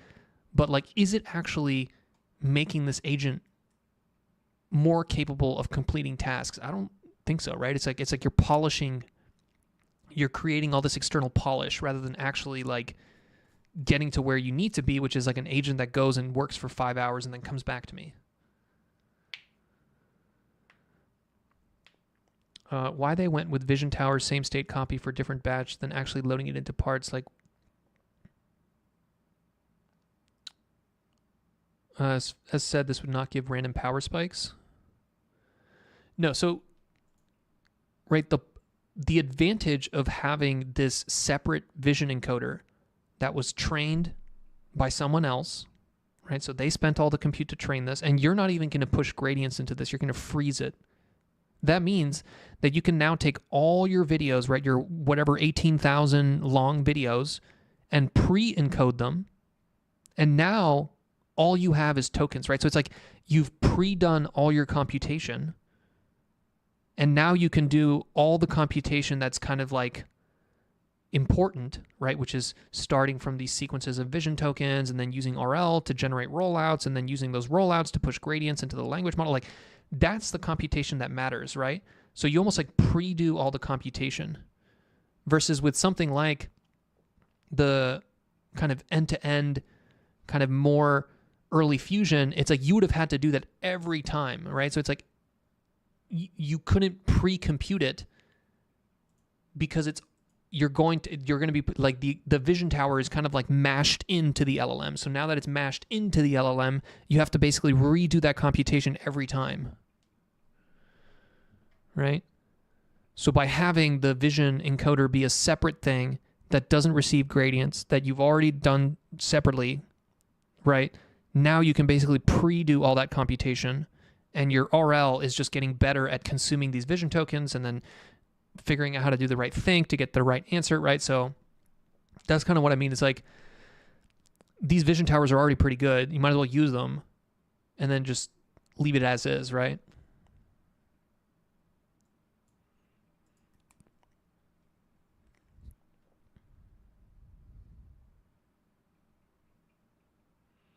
The load balancing sequence lengths across DP, data parallel. This is the same problem they had here, right, with different sequence lengths, right? So the sequence length of different rollouts is going to change. It's going to be unknown, so therefore you might have extremely long sequences and then some problems with really short sequences, and as soon as you have anything like that in any kind of computational parallel world, it becomes really annoying.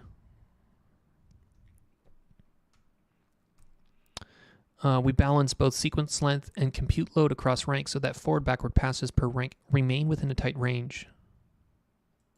But this isn't great because it also, like, you know, from the standpoint of like Kolmogorov complexity, right? Like some problems are going to be much faster. Some problems you don't need a very long reasoning chain, right? So it's like you're kind of constraining you're forcing the model to have a very specific length of a reasoning chain, right? And if the reasoning chain that gets you to the answer is very short, then maybe what the model learns to do is to actually like kind of fluff, right? So it already knows the answer 2 sentences in, but it's going to just sit there and yap for another like 30 sentences, and then it's going to give you the answer, right? So that's kind of maybe the one negative here, where like you kind of like force a specific chain of thought length, where if you force the chain of thought length and you kind of have some something that is kind of regularizing it to a specific length, it becomes easy from a computational standpoint. It means that whenever you're creating a product, you kind of know how long it's going to take because the chain of thoughts always are roughly around the same length, which means the user experience is nicer. For training, it's also nicer because every time you roll out, it's going to be roughly the same size, but it might be forcing this kind of yapping where it's like, okay, well, I already know what the answer is, but I need to talk for another 20 minutes, so I'm just going to talk for another 20 minutes on some garbage.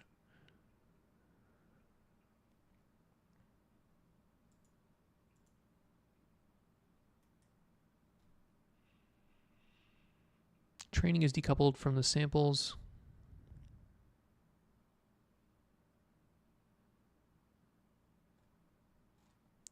All right, I'm not even going to go into these evals.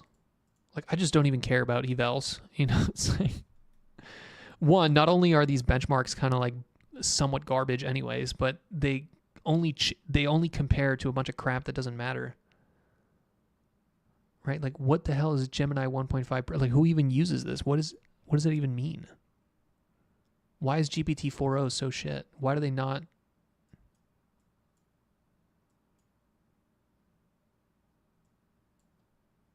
Like, what the fuck? These numbers are all over the place. And some of these benchmarks are like kind of garbage anyways, right? Where there's like, they're not very big, so there's basically like 2 or 3 examples where if you get those examples right, you basically win. It's kind of like how ImageNet was like some crazy percentage of it was like dogs. So if you were very good at identifying dog breeds, then you basically could game ImageNet and get a really high score. But if you could be super generally intelligent, you just happen to not know a lot about dogs, then your ImageNet score would be trash. So I think there's that similar kind of effect here with these benchmarks where it's like a lot of times it's just like getting one specific narrow type of question right. And that's not correlated with like how actually efficient you are or generally intelligent you are.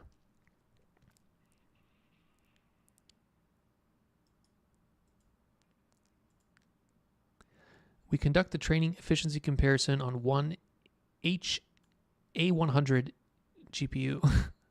Maybe this is the difference between no, never mind. Why are NVIDIA people training on A100s?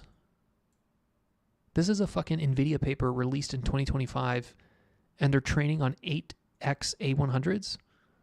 Like, come on, guys. You guys should be on like the at least H100s. This is sad. Come on, Papa Huang, give these guys some good GPUs. Why are they training on these trash GPUs? The A100s are not trash, but I feel like for an NVIDIA paper, it's like, dude, come on. Like, you should be using the super models, or super GPUs. Okay. We're almost there, guys. Let's see. Investigating cross-domain. Oh, this was an interesting thing here. Cross-domain generalization. We evaluate the SFT stage models across 5 RL datasets. Data settings.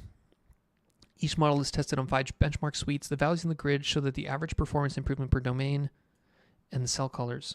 So basically, this is what we've known since the beginning of time at this point, but there is cross-domain generalization. Basically, if you do RL in STEM, right? So let's say you do RL in OCR, you're going to get slightly better at STEM, right? So you're doing reinforcement learning only in the space of optical character recognition and chart recognition, but you're increasing your score on STEM benchmarks, right? You're doing RL only in the space of GUI agents, but you're getting better at grounding-based visual reasoning task, which is like, okay, bounding boxes, like that kind of stuff. Like, hey, like how many dogs are there or something like that, right? Is the dog in this image sitting or standing? So this is doing all the heavy lifting, right? Because right now, these agents like Grok 4, the RL compute is constrained to verifiable domains like math and code where you have the answer. So why does it feel like you're talking to something that's just more intelligent, even though really it's only been improved in the domain of math and code? Well, the reason is because in general, there's this kind of like platonic free lunch that if you get intelligent in one domain, you improve in a different domain, right? So there's this kind of like general attractor basin of intelligence where like getting better in one thing gets you better at the other. So it's like in theory, there's like this one model that is God mode at everything. But now we're starting to get into kind of like highly suspect kind of predictions, but I don't know. At least Z100s. I don't think Z100 is not a real one. I think the GH200, is that the best one? No, GH200, sorry. And then GB200. This is the real boys. Join the waitlist.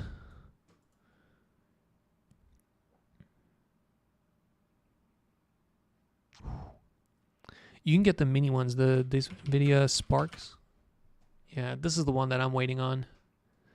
It's the Blackwell, but like in a little tiny box. They're kind of super overpriced though. They're like 4K, which is kind of a ripoff, but look at that. You could have a little tiny Blackwell on your desk. That's going to be badass.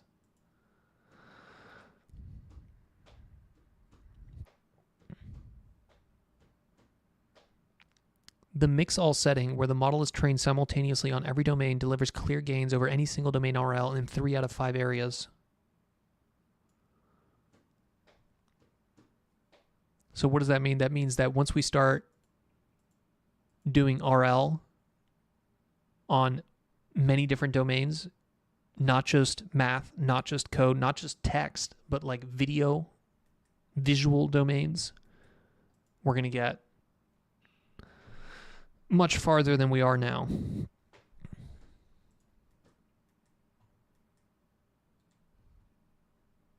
Although RL enhances task completion rates, it does not consistently improve reasoning quality. In certain instances, the model produces correct answers, but relies on incorrect reasoning steps. You could do things like process supervision, but I think that's a little bit...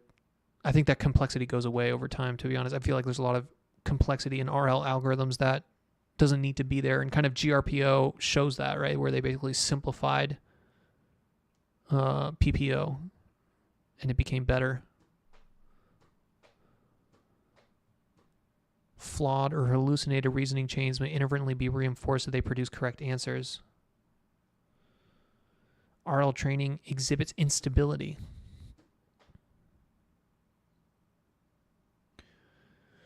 Remaining sensitivity indicates deeper challenges in large-scale RL optimization.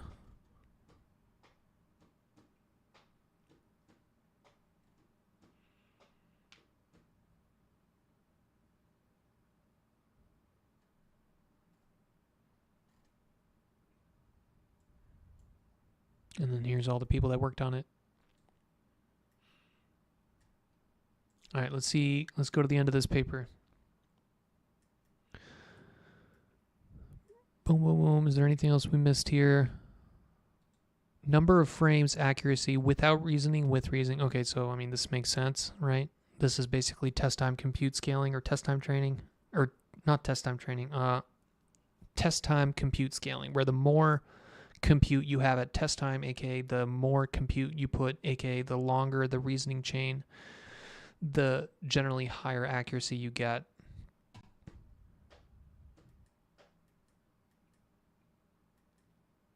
All right, limitations.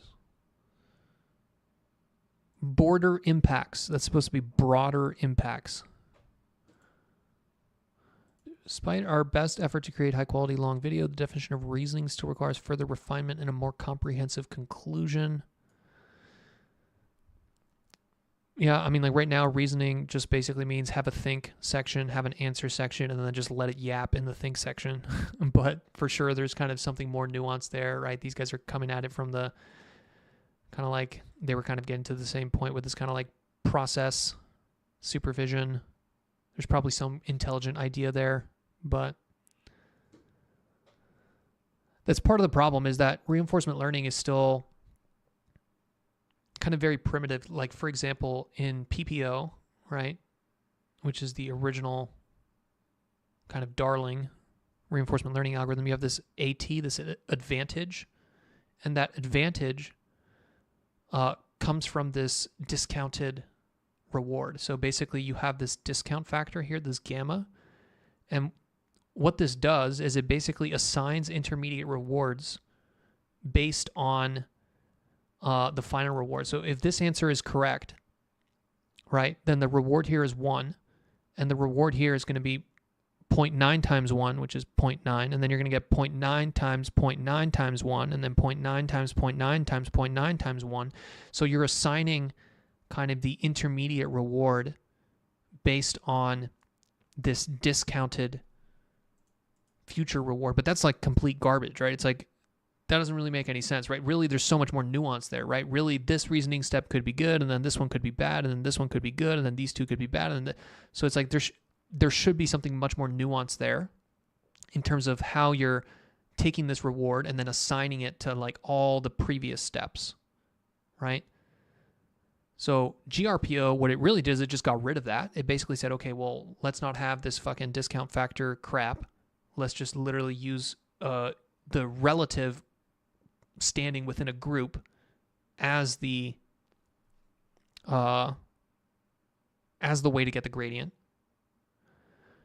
right? But I do believe that at some point we're going to have to figure out some way to be maybe more nuanced about like, hey, which of these is actually good and which of them is bad? Or maybe not. Maybe we just kind of go full GRPO and then it just scale solves all our problems, you know?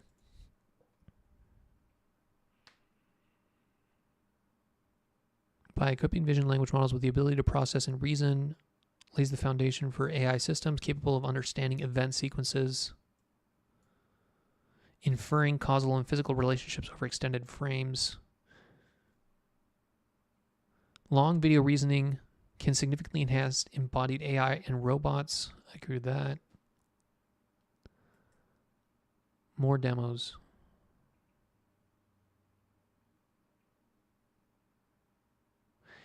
A 20-minute StarCraft match is depicted. I saw this one. Let's go to that one. Yeah, this one was pretty crazy. Yeah, so you have a StarCraft map. You're feeding this into this vision language model with the reasoning. And then you're giving the question, here's the first 20 minutes of the StarCraft game. What are the likely strategic intentions and who is most likely to win the match? I just feel like if you get anything out of this stream, it's this kind of core idea to me that like people are not hyped enough about taking the core idea of GPT, which is generative pre-trained transform. Like, where is that? What does that really mean? It basically means that predicting the next token is enough to get you AGI. So if predicting the next token just in text world is enough to get you an AGI in text, then imagine how much more intelligence there is in just like this type of thing, right? We were like, hey, here's the first 20 minutes. What happens next? Where's the ball going to end up, right? Like feed it every single soccer game, right? It's going to, like, these models are going to understand like our world just so good, and it's going to be crazy. I think they're just going to get so smart once we start doing this kind of like next token prediction, but like in the visual world.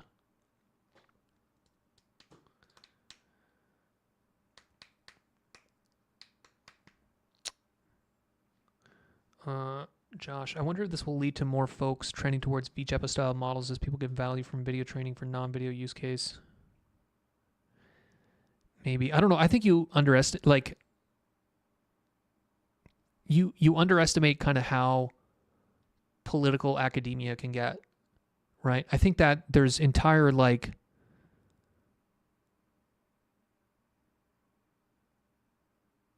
JEPA and VJEPA, like because those things are associated with people like Jan LeCun who are losing political power within these organizations like Meta, right? Like nobody wants to be associated with that.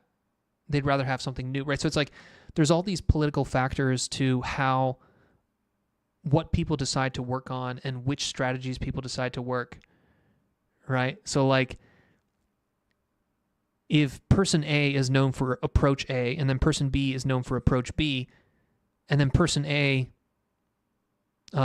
gets fired, nobody wants to do approach A, not because it's worse than approach B, but because it's like they want to be associated with approach B and person B, right? So it's like there's all kinds of that shit happening all the time in these companies where it's like the techniques that people are using, the areas they choose to like focus on, a lot of it is based on kind of their own position within a human hierarchy and their kind of desire to move up that hierarchy and their desire for recognition and stuff like that. So, you know, even if VJEPA is like a good idea, like maybe because it's kind of associated with this specific part of the meta machine learning kind of world that's kind of losing political power, it might not actually get the attention it deserves. ZZZZZ, maybe could attention be applied to the reward distribution? Possibly ablation could reveal the strongest contributing lead up. Yeah, you could do something like that, right? Imagine something where as you go here and you get to this sequence in this point in this completion, and then you sample from this point 10 different possible ones. And then you say, okay, if I sample 10 from here, 4 of them are shit and 6 of them are good.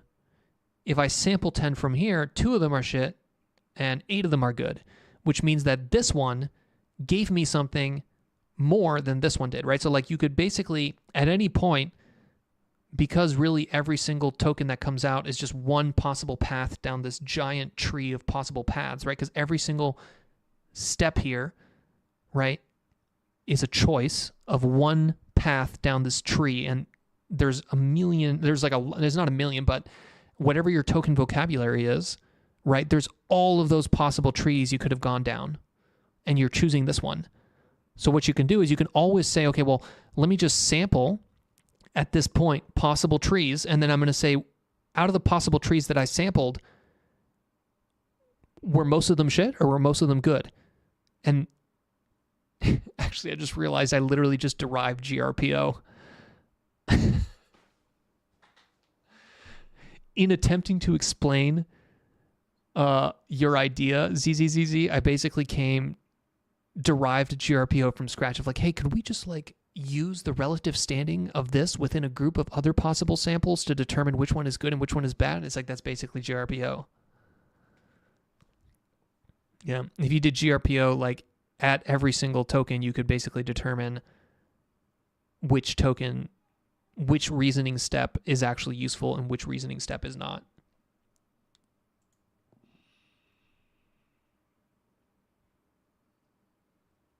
Oh shit. Interpreting code in images? Ooh, that's actually super clever. Huh. That's a really interesting idea. Understanding whether visual reasoning tasks such as interpreting code in images can enhance the performance of text-only coding tasks is a promising research direction. Wow, that's actually kind of cool. So once you have multimodal models like this, you can feed the problem in text format, or you can also just create an image of the text and then feed that image and then see if it allows it to solve the problem. So, that's actually super clever,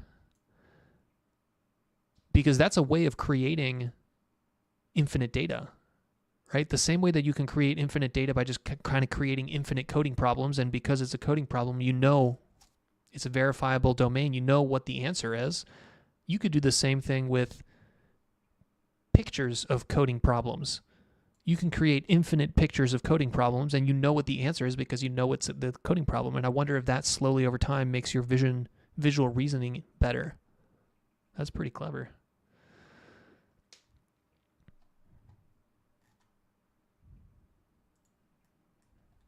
All right, that's pretty much it. Let me sip this water and then we'll end it. I think we're basically on time here.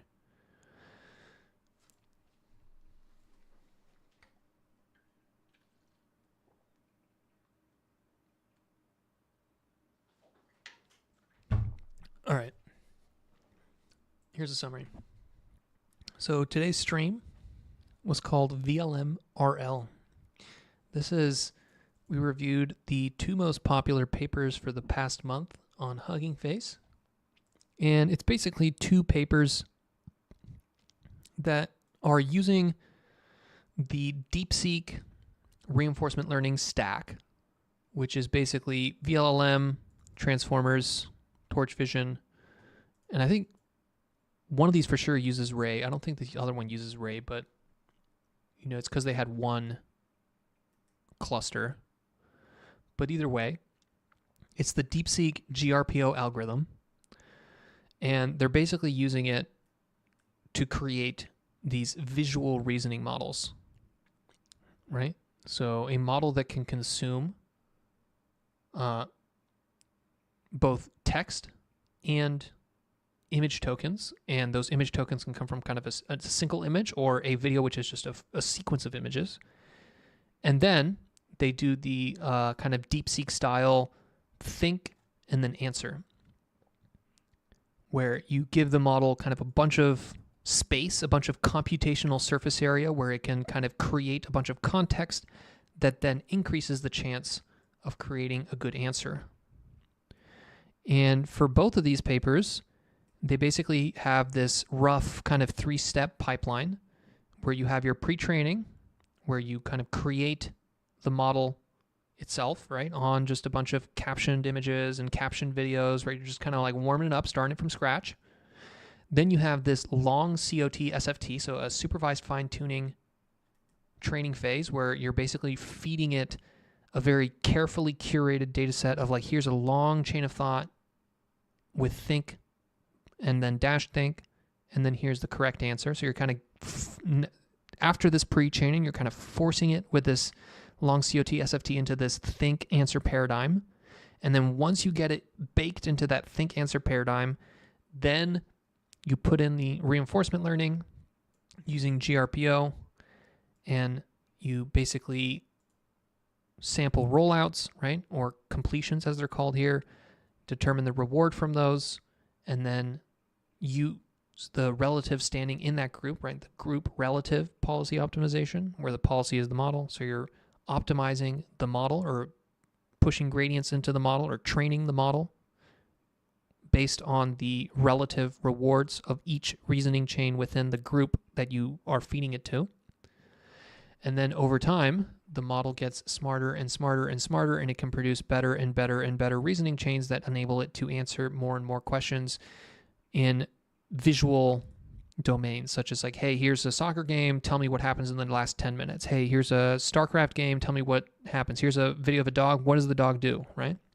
So basically the evolution of the next token prediction. And that's basically what this paper is about.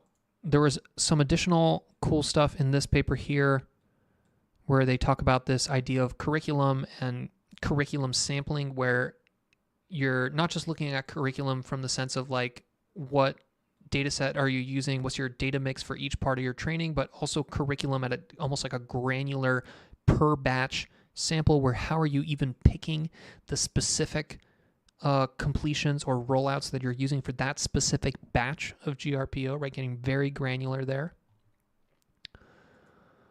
But yeah, two nice open source papers. Code is open source. Both of them have training scripts. Both of them have inference scripts. That's pretty much it. Thanks, guys, for the hanging out. Thanks, Ed, Josh, ZZZZ, Sid. Actually, here's a question by Zeke. Wish we could see more StarCraft 2 and Dota competition using the latest VLMs. Yeah, I mean, VLMs as judges is going to be huge, right? So like having a VLM that can look at a sporting event, be like a referee, right? A VLM that, what do they call it? The people who like commentate over like a StarCraft game, it's called like shoutcasting or something, casting or something like that. But, eventually that's going to be something that's done by VLMs. Sid, Ed, thanks. Spirobel, thank Ruslan. Thank you, Open Room XYZ, Dima, Octaji, Icky Phoenix, Minas, Chamamtsoglu, Sid, Spyro, 87GN, Lil KM, Binks, Jamal, Siraj. Thanks everybody for hanging out. Hope you have a great weekend and see you guys later.